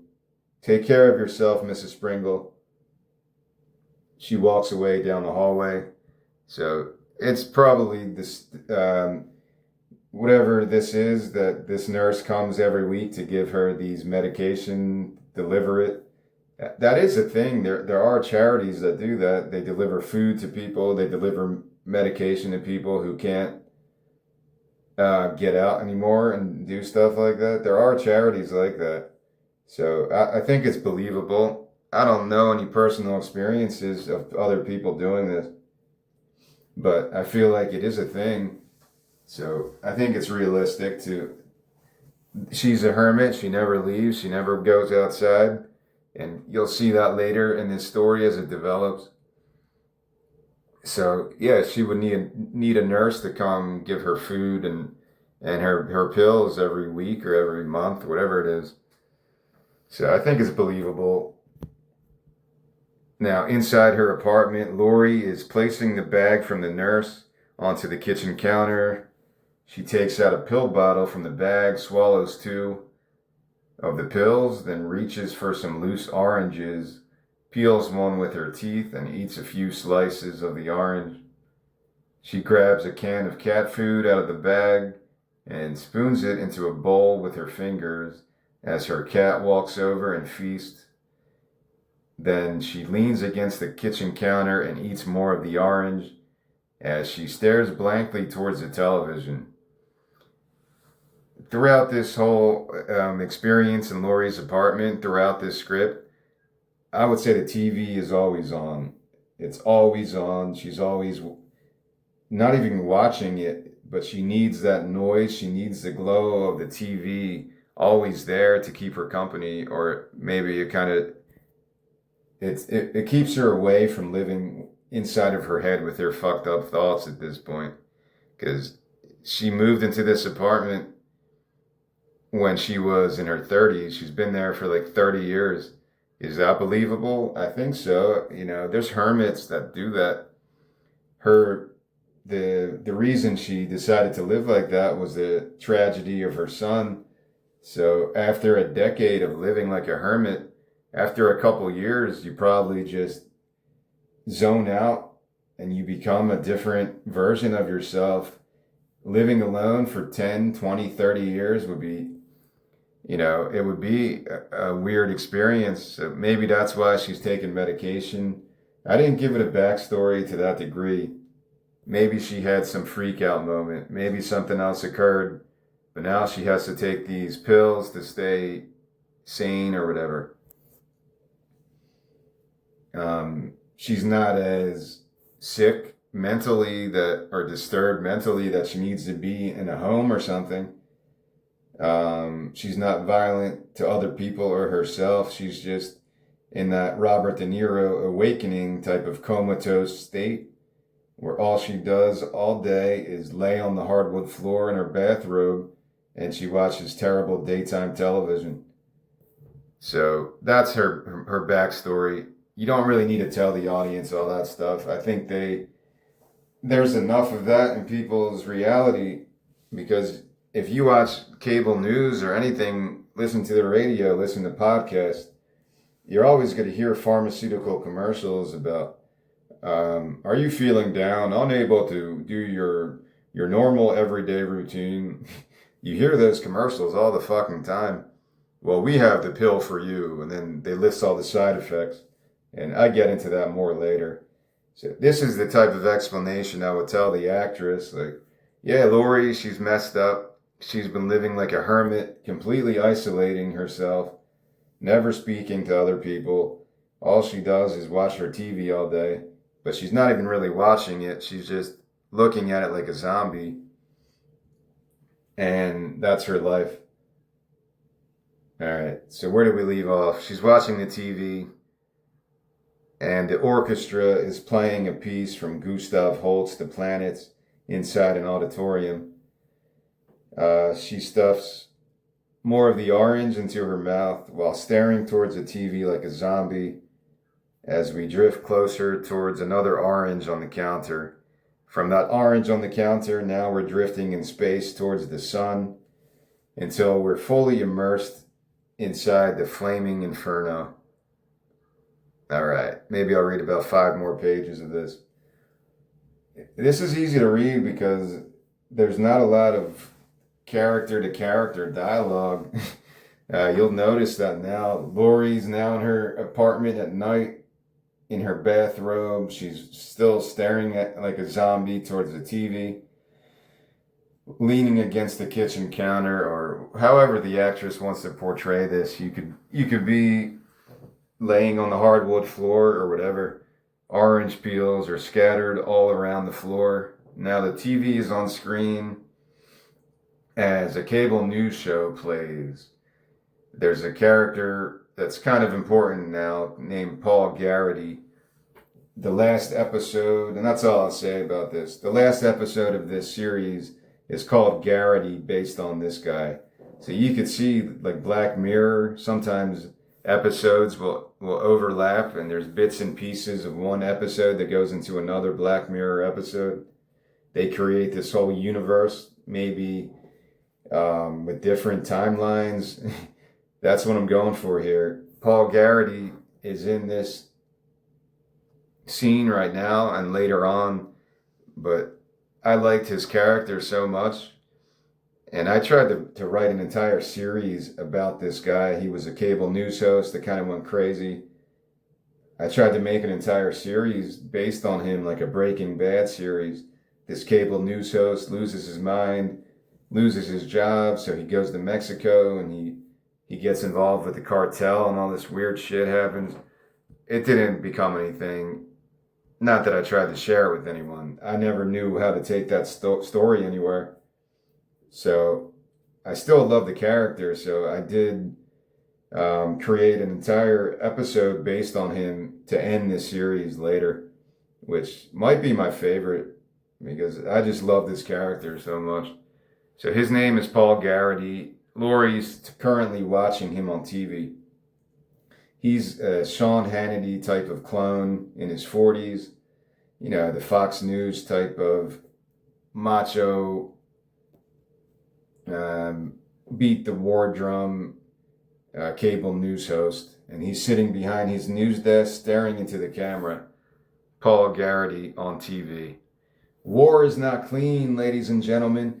War is never going to be clean. Not when the Romans ruled, not when the British Empire dominated the seas, not now, not in the future. Lori is watching him like a zombie without blinking.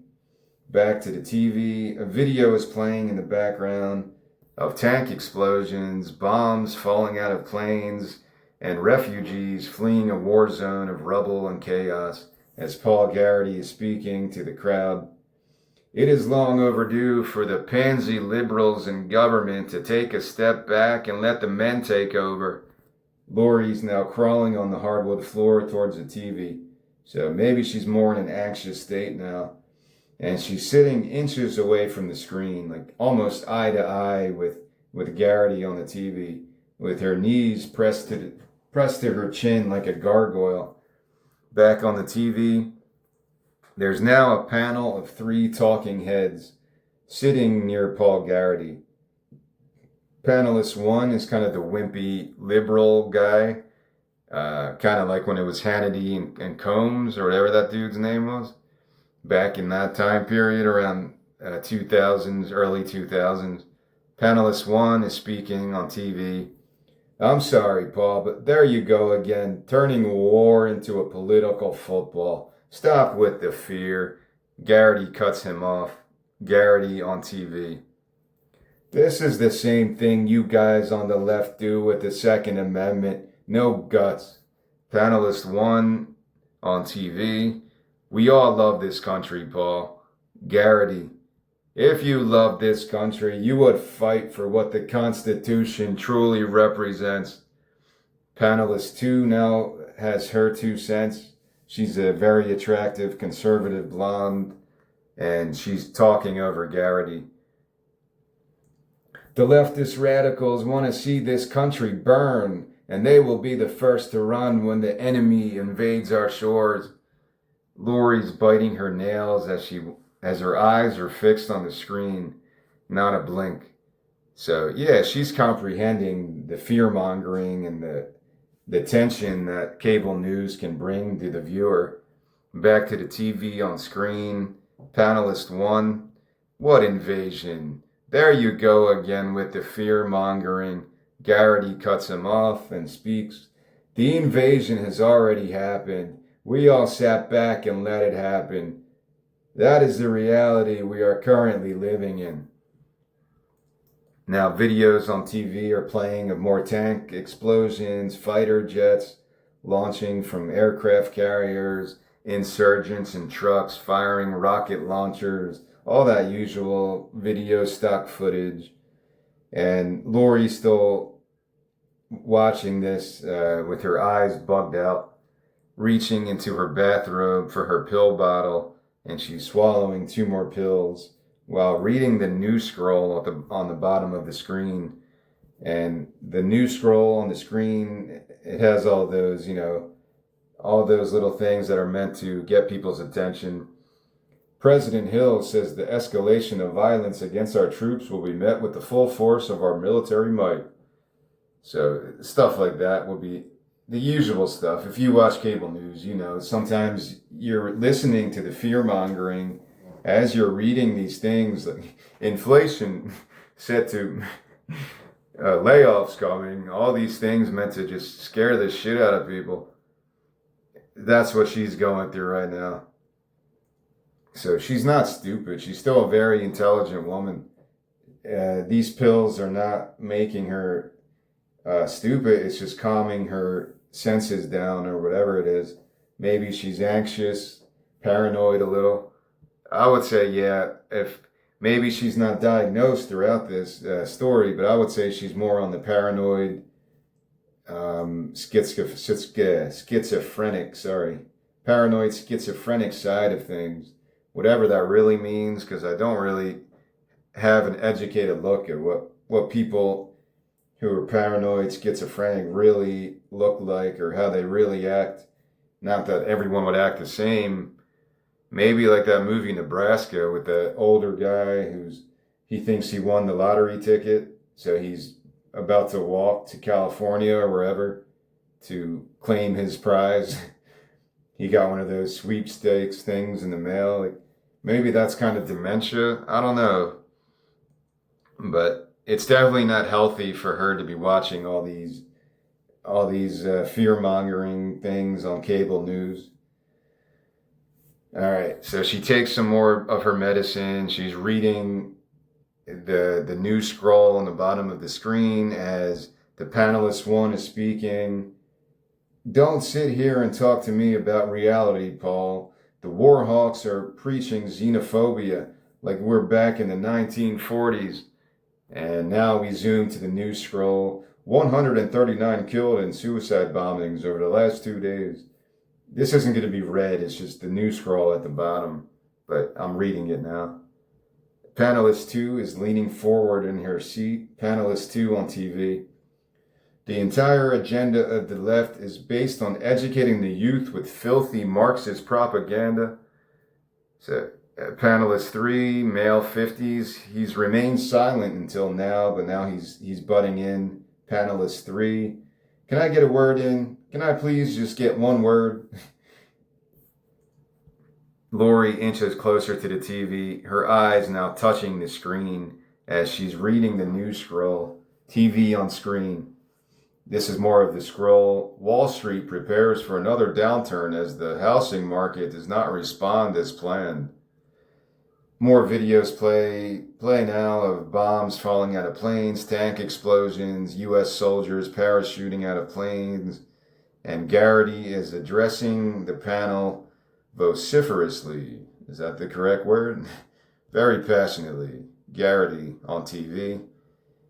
Kids can't even say the goddamn Pledge of Allegiance anymore without being ridiculed. Lori's cat is now cuddling up to her, but has no emotional. But Lori doesn't even notice it. She's just so brainwashed, mesmerized by the images on the screen, all these violent images. Back to the news scroll, evictions increased by 12% over the last 5 months as a video plays now of students in an American high school classroom. I view this as very, very quick cuts there. You show the news scroll and you give the audience enough time to read that, like almost like you're trying to give the viewing audience that panic attack too, because the news can come off like that if you let it. If you really get emotionally involved in this shit. All right, so now the video plays of this American high school classroom as Garrity is speaking over the video as a voiceover. My fellow great Americans, don't move an inch, because when we return, we go back to the news scroll. New strain of swine flu found in the Midwest. Doctors urge action now to avoid mass spread. Garrity speaking more. That's just the news scroll. Like you could zoom on that, zoom back to the video, make it very anxious like that. Similar to the scenes in space that were like kind of chaotic like that. So Garrity is finishing off his before commercial his commercial break type of routine here. Our children being radicalized. I'm just gonna read that all as one line of dialogue. My fellow great Americans, don't move an inch, because when we return, our children being radicalized right underneath our noses. We speak with a high school teacher who says she was fired for simply promoting the benefits of joining the armed services. Garrity stares directly into the camera now, speaking to the viewing audience at home. Garrity, and always remember, folks, he makes a gun with his fingers and points it at the camera. Garrity, a good guy with a gun. We'll be right back. So they're going to commercial break. Lori walks to the fridge, pours herself a glass of water, swallows 2 more pills. So she doesn't really take these pills, probably responsibly. Maybe it gets worse and she has her good days and bad days like this, where she kind of freaks out. But she's taking these pills whenever she's getting those anxious conditions, or she's starting to get those paranoid feelings that she can't control her emotions, I guess. I'm not a psychologist, so I don't know the science of all this stuff. I'm just trying to create these fictional stories, fictional characters like this. All right, so now Lori is staring blankly into her glass of water while a pharmaceutical commercial plays in the background, and she listens to the voice on TV. Do you feel tired all the time, unable to do even the simplest task? Are anxious thoughts keeping you up at night? She just keeps staring into her glass of water as we now drift through space again around the elegant blue of Neptune, while the spacecraft, that same NASA spacecraft, approaches in the background and enters Neptune's orbit. All right. Inside the spacecraft, the gold record is still spinning faster and faster. All right, the next morning now, in Lori's apartment, we find Lori drinking a glass of water in the kitchen, staring towards the TV as an infomercial plays. On the screen, a muscular old man is placing fruits and veggies into a fancy blender and pressing the button. Muscular old man over the blending noise. As you can see, ladies and gentlemen, breakfast is just as easy as hitting a button and letting this pristine machine do all the work. Now, let's take some time to talk about gut health. Loud arguing and pounding now echoes from down the hallway outside as Lori twitches anxiously. So I would say like a door slams and then she hears people arguing outside of her apartment in the hallway. She spills her water onto the floor, walks to the front door, and she squints through the peephole unable to ascertain where the noise is coming from. So at that point, she opens the door slightly and sticks her head out in the apartment hallway. An angry husband in her, he's 30. An angry husband is pushing his wife down. She's equally as angry. And he's pushing her against the front door as Lori peeks out farther from her doorway. Angry husband slurring, "Just stop it already, goddammit. I work all fucking day, not to come home to your bitching." The wife pushes him away. Angry wife, "Don't you touch me. Just how many times have you left me here all night alone?" Lori creeps out farther into the hallway, almost like she's watching this on TV.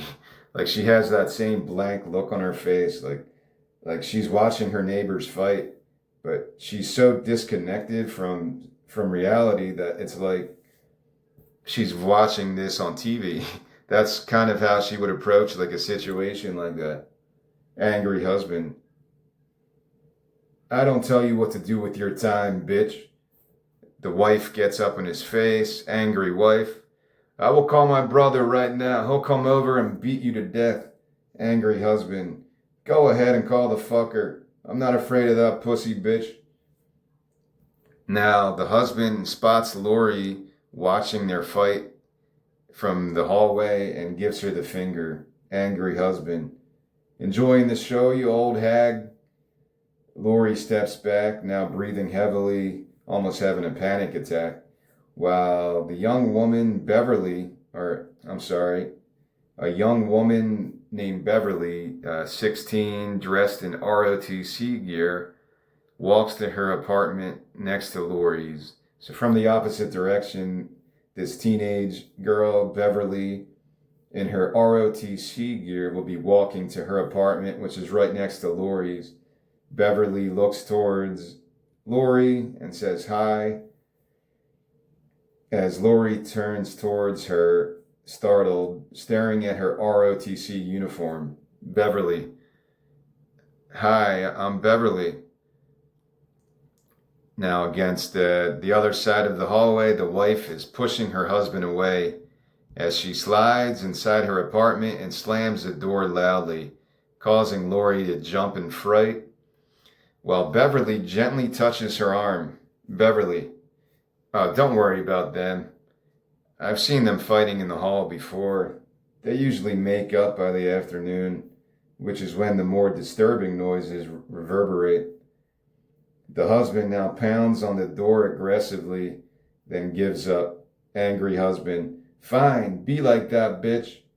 He storms away, staring towards Lori, as Lori slides back inside her apartment and locks the door shut. Beverly watches the scene, unlocks her own door, and walks in. So we meet Beverly in that scene. She plays a pretty major role in this. She's a very sweet, unassuming teenage girl, and we'll get more into her story in part 2 of this discussion. I guess I'll read one more scene, maybe. I'm on page 20 right now. I'm trying to think of a good place to stop this. All right, I'm going to go into 2 more pages until and then I'll stop and finish the rest later. We're back inside Lori's apartment now as she walks to the TV, sits down with her knees to her chin like a gargoyle. That's kind of a usual position she likes to get in. Maybe that's because I used to sit like that. I used to sit like a gargoyle. It was kind of like a meditative type of pose for me for some reason. She's watching the TV. Well, her TV's always on.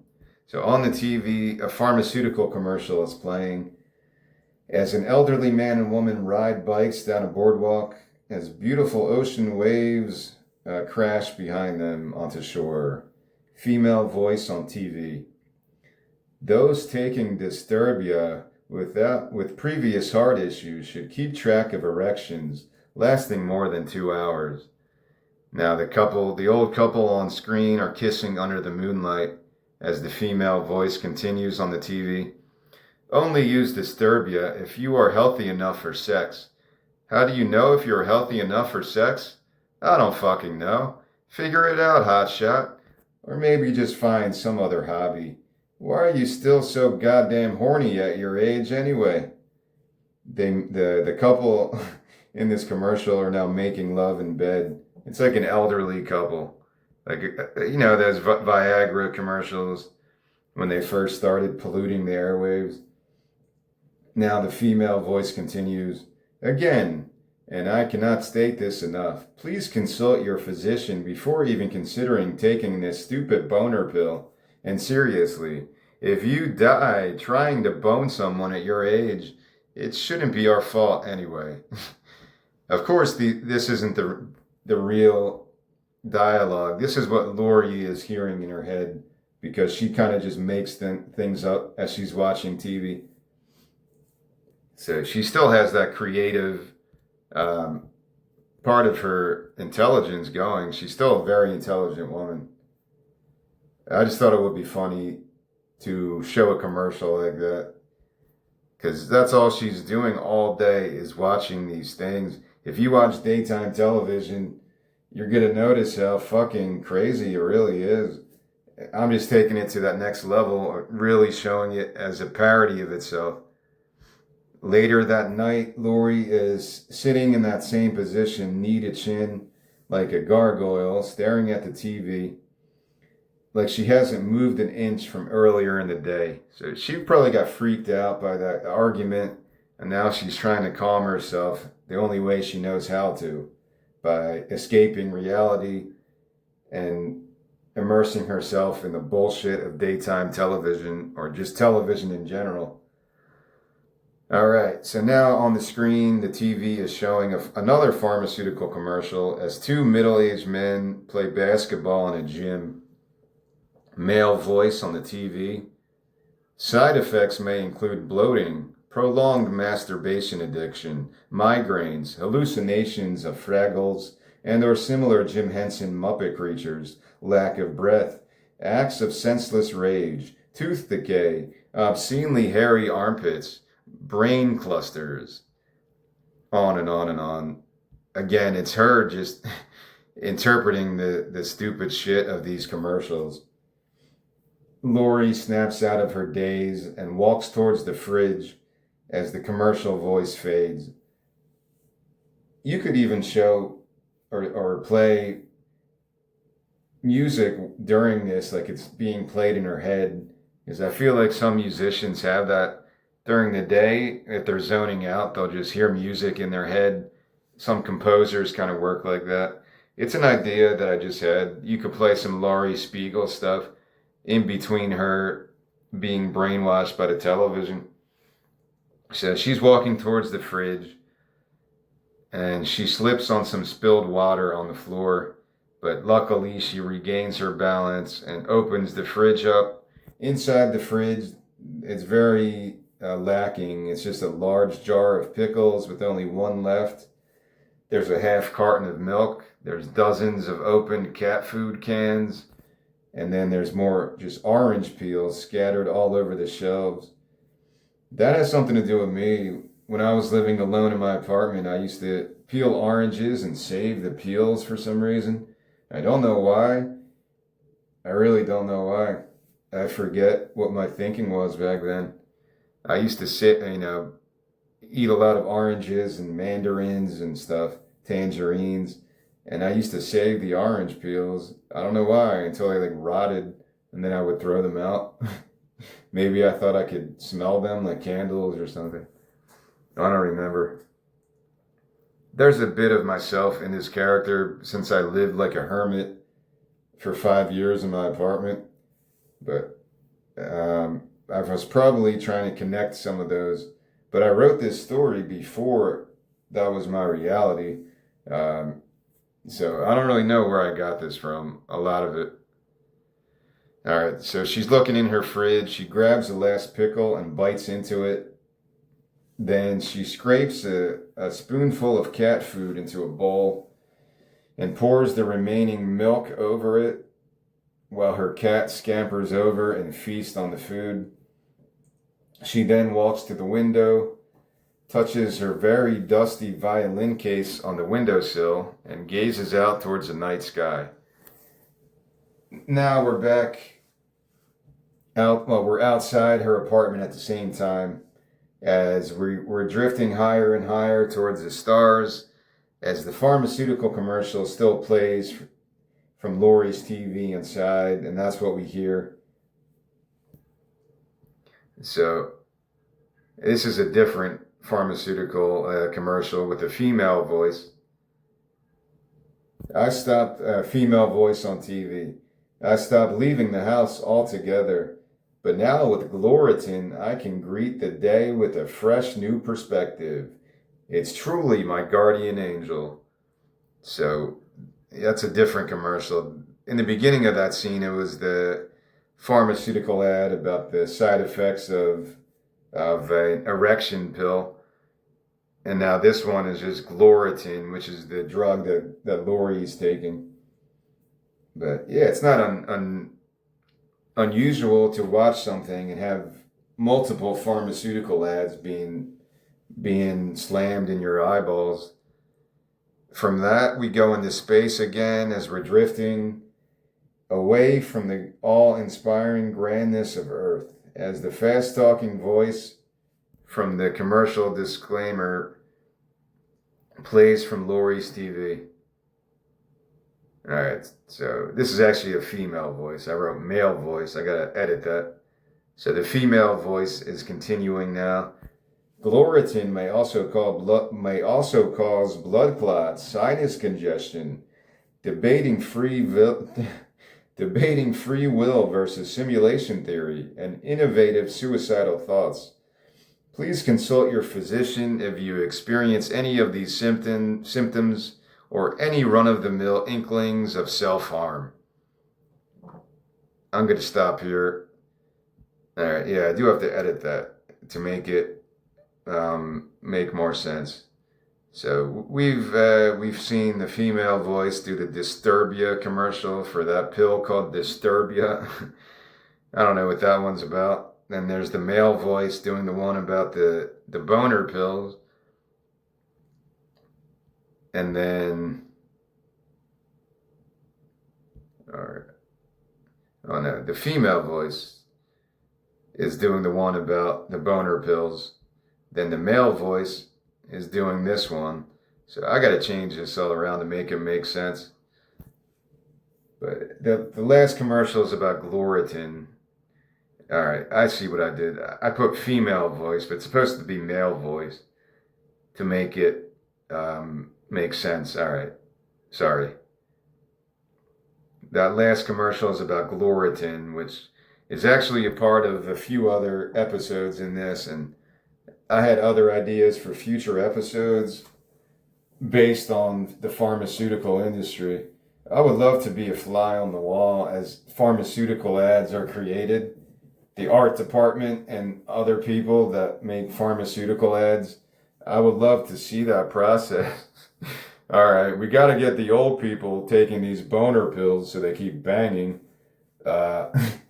Let's put a couple old people in bathtubs on the side of a hill, and eventually, yeah, those seniors will eat this shit up. They'll be banging in nursing homes all night. That's kind of... I had an idea for a more comedic look at the pharmaceutical industry because it's so ridiculous.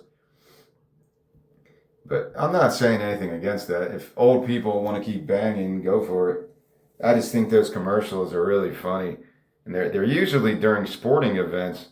Or if you listen to sports talk radio, like I used to do religiously in Philadelphia, there's 2 sports talk stations. And I remember the first time hearing boner pill commercial. I guess they knew the demographic. Well, you have a bunch of men listening to sports radio. Maybe their dicks don't work anymore. Let's get that, flood the airwaves now.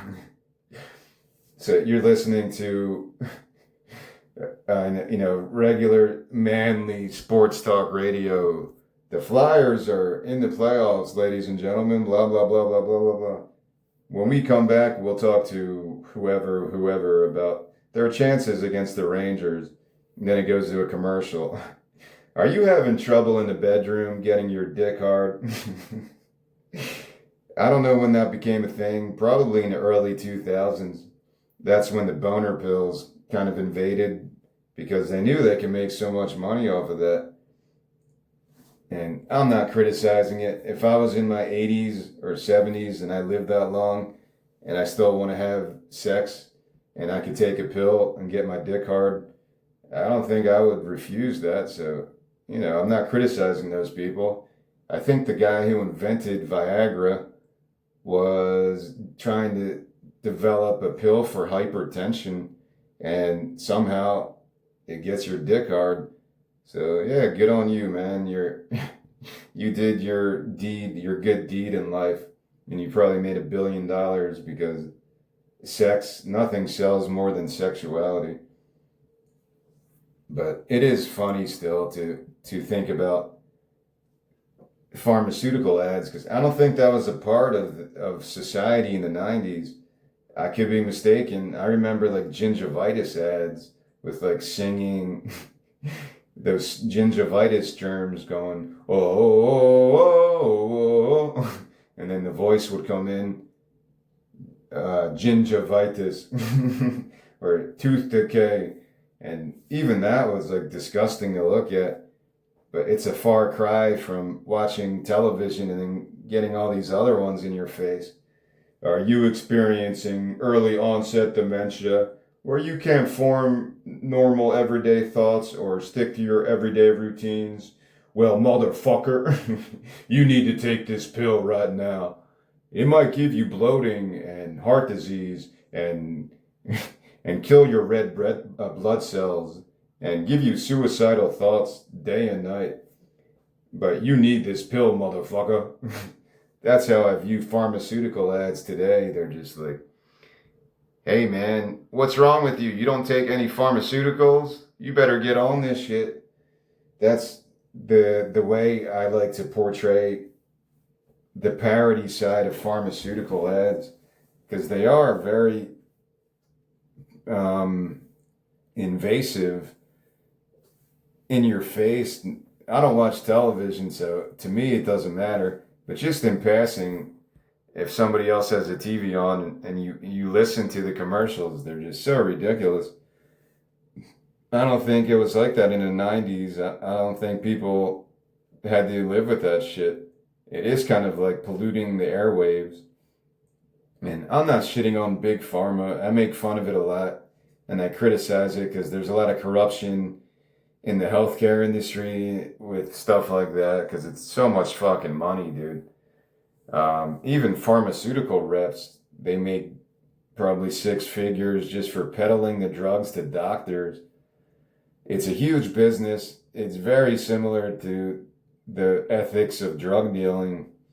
And I don't think you can really argue with that at this point, but it's still going on because everyone's making money off of it if you're invested in these companies.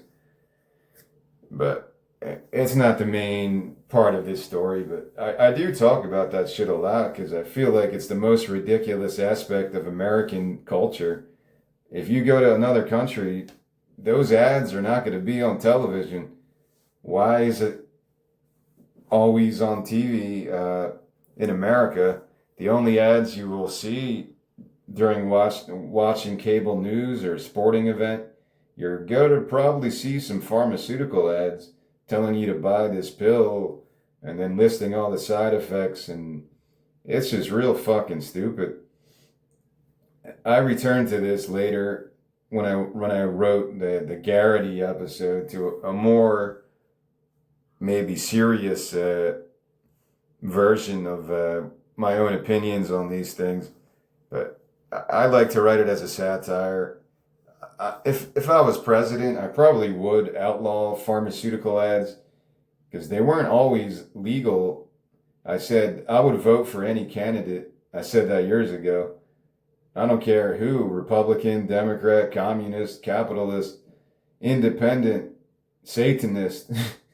any fucking presidential candidate, if their only issue was, when I become president, I will make pharmaceutical ads on television and YouTube and all these places illegal, I would vote for that person just based on that one issue. Like some people elect people just based on abortion, whether they're pro-life or pro-choice. Some people will look at a candidate's religion or views on war and foreign relations to see if we'll get into another war during their fucking reign. But I would just look as I'm a single issue voter, and if I could, what's the word, moderate the presidential debates, the only question I would ask is, will you make pharmaceutical ads illegal? And if the candidate said yes, and they really meant it and did it, I would vote for that person. I don't care who it is. Because I think they are just they make the country look so stupid. And I don't care if people are still making billions of dollars off of this. If you need some kind of pill, go talk to your doctor. They could still make billions of dollars peddling opiates to people or other shit. So yeah, it's a ridiculous part of popular culture. And it's a part of popular culture because a few people get to make billions of dollars off of it while everyone else is like, what the fuck, man? Get this off my screen. But again, yeah, the easy answer to that, because you probably can't make that illegal, right? I don't know if you can. Advertising and regulation, there is a connection there. You can't advertise cigarettes and stuff like that. If the pharmaceutical industry was advertising opiates, I'm sure that would have got banned by now. I don't think they ever really did, but I could be wrong. If they were advertising Oxycontin and all these other things that got people addicted to opiate shit, I don't think they'd be allowed to continue peddling that on TV. But yeah, the rest, it is more of a comical thing, but I do think it does have a psychological impact on people.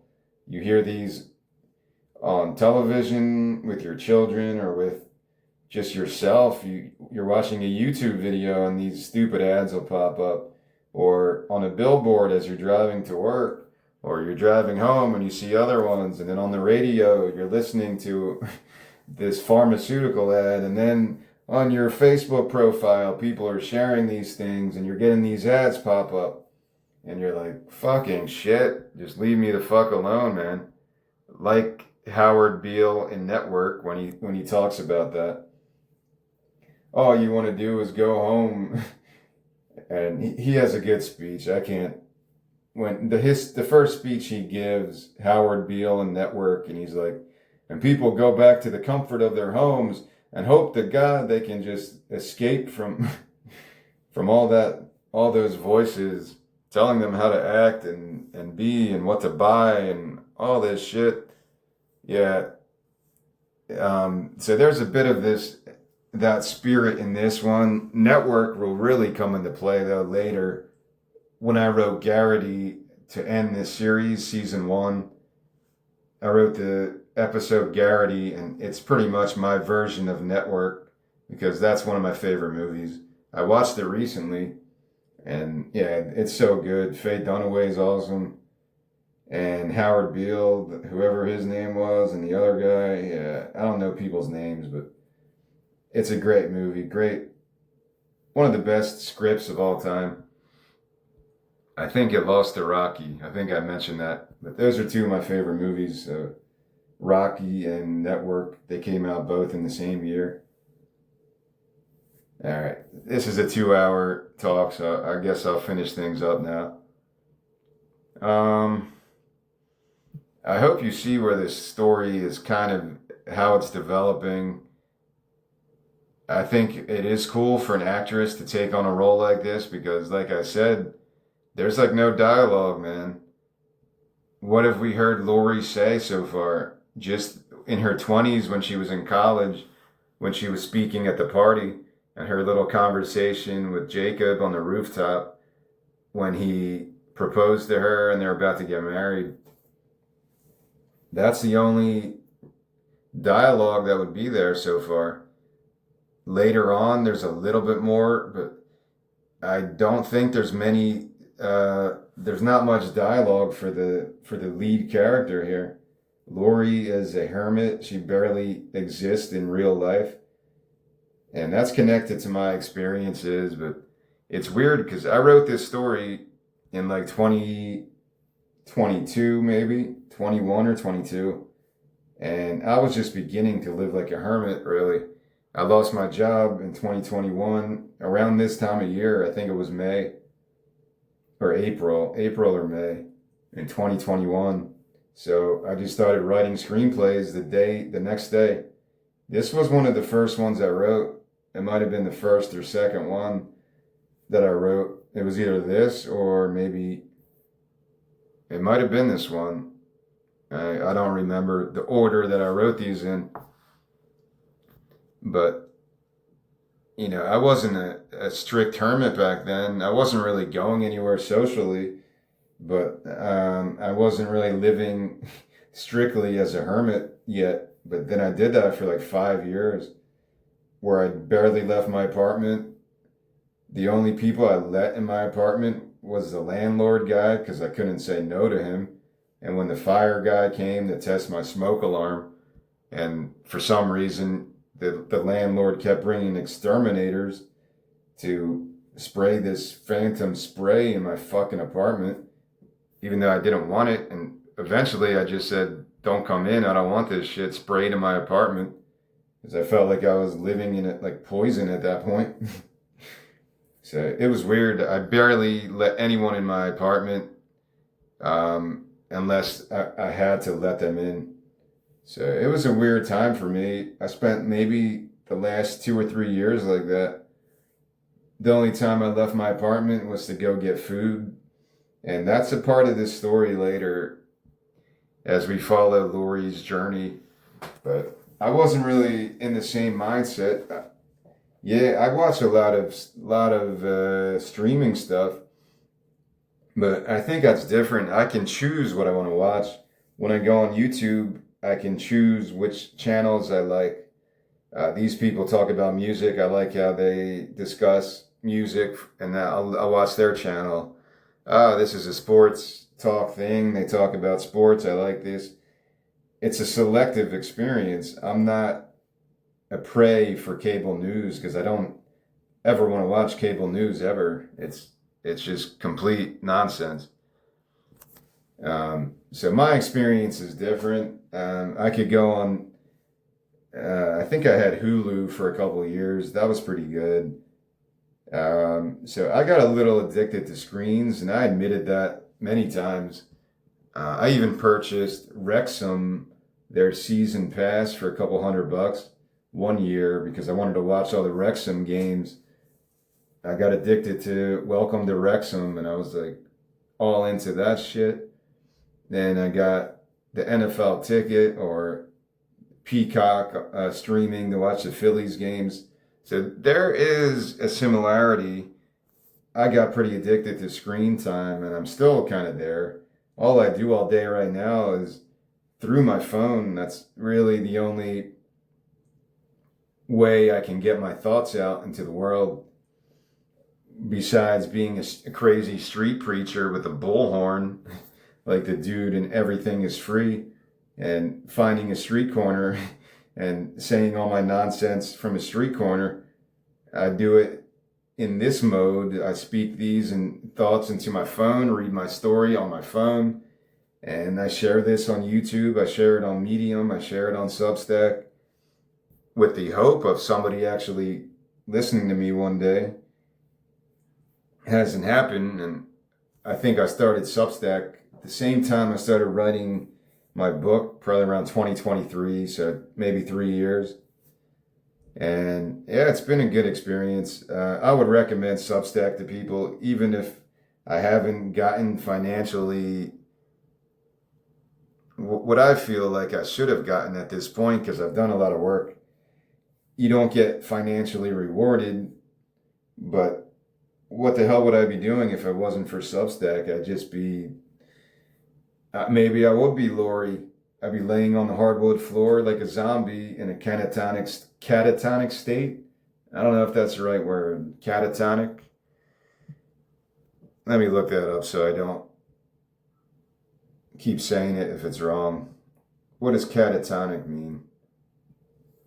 Catatonic is a treatable neuropsychiatric syndrome marked by severe motor abnormalities such as immobility, mutism. I don't know what that means. I guess it's just not speaking. Or excessive, purposeless movement and unresponsiveness to the environment. It often stems from psychiatric mood disorders, schizophrenia, or medical conditions. So yeah, that's a good way to describe it. Wow, they even give people electroconvulsive therapy. So yeah, I think the movie Awakenings with Robert De Niro, I think that's what it was. It's a 1990 movie starring Robin Williams as a doctor who uses an experimental drug to awaken catatonic patients. So there's a definite, no shit, it's based on Oliver Sacks. Okay, I know Oliver Sacks, but I never read his book. I bought his book about hallucinations, but I never read it. So maybe I should return to that, since that's a pretty cool connective tissue to this story as well. I think I was reading Oliver Sacks stuff or learning about him when I was starting to outline this story, trying to form the character of Laurie. Oliver Sacks is a name I kind of came back to a couple times. One of my concept albums is named Lilliputian Vision because I think he coined that term about people who would hallucinate small people, like in Gulliver's Travels. So that's pretty cool. My only knowledge of Oliver Sacks is his interviews and his TED Talk. I never read his book, so I'm not going to pretend to understand the complicated scientific terms that, I just don't have that in me. Yeah, if you go on my page, when I shared this story back in November 1st, 2023, is when I first shared the screenplay on Substack, Expanding Universe.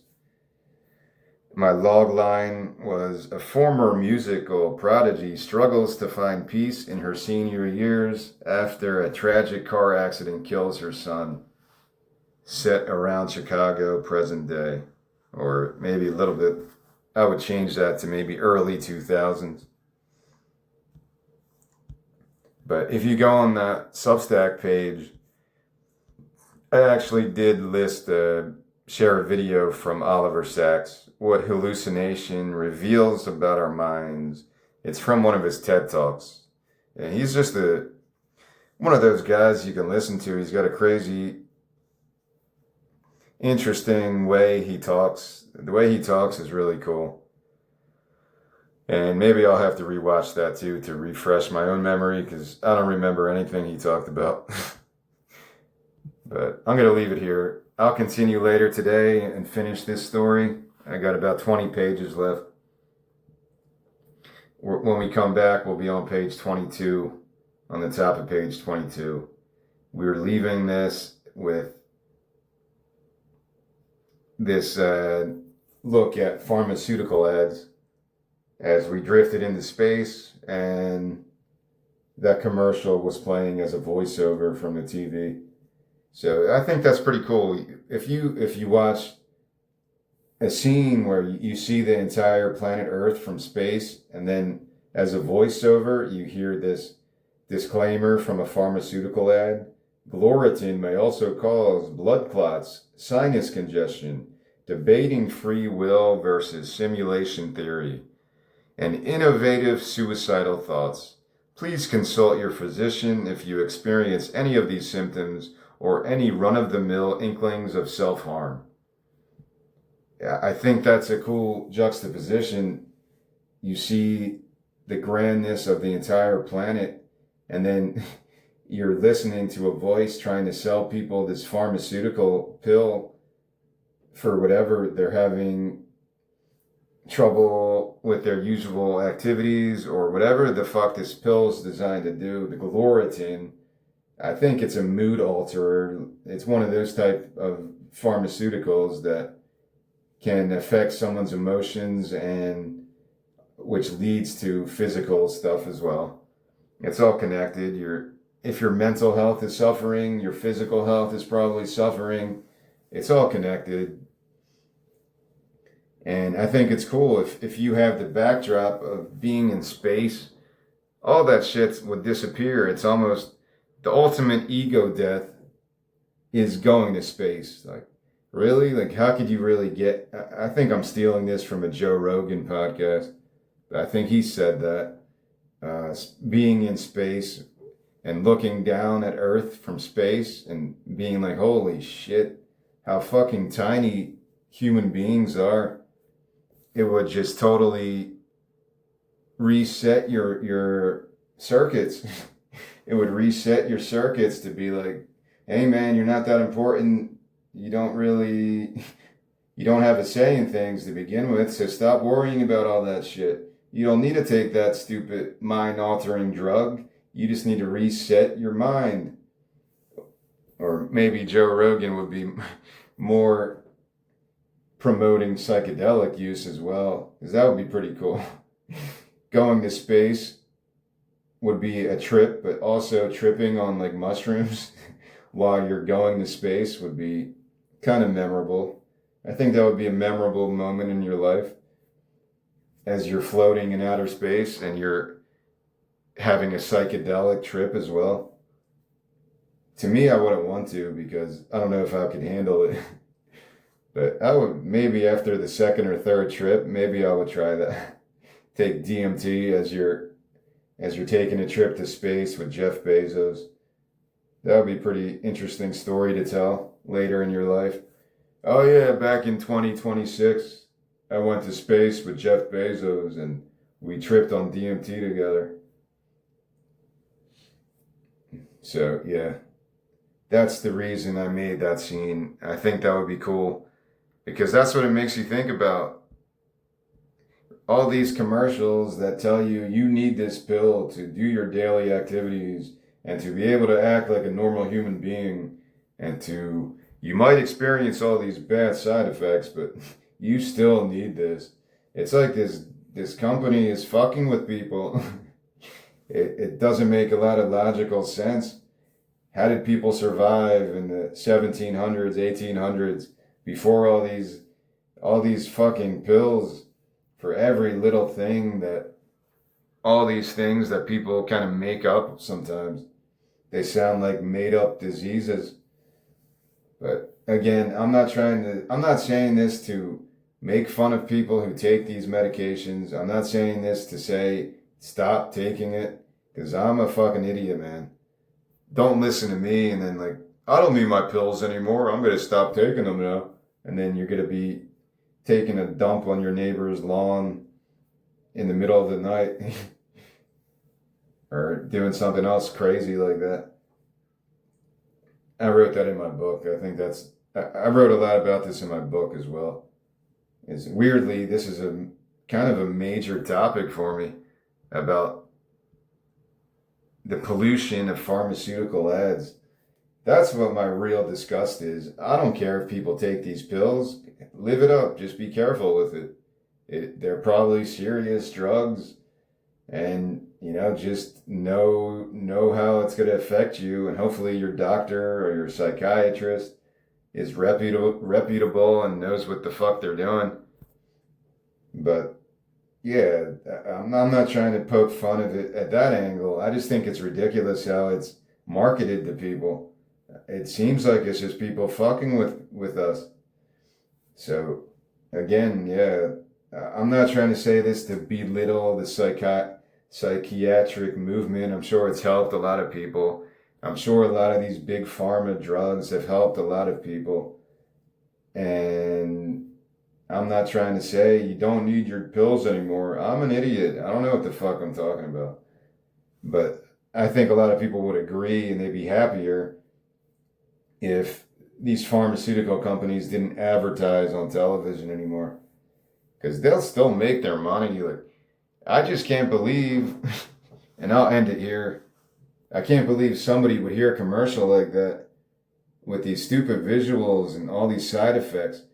I cannot believe like 1 in 100 people would pick up the phone and be like calling their doctor to get that pill. Doc, I need that shit. It's gonna give me suicidal thoughts. I need that shit, man. Like, I don't understand how it works, but I said I'm an idiot. Maybe people actually do that. I just think people will look back at this era and be like, what the fuck were wrong with those people? But again, I'm spending too much time talking about this, so I'll try not to approach this topic when I come back for part 2. I got another 20 pages to read, so I'll do that in a couple hours. This script is pretty plain, and I really like it because I don't have to speak a lot of dialogue. And my dialogue, the way I recite the lines are really bad. So I kind of like reading this script more than the other one so far. But that's all for now.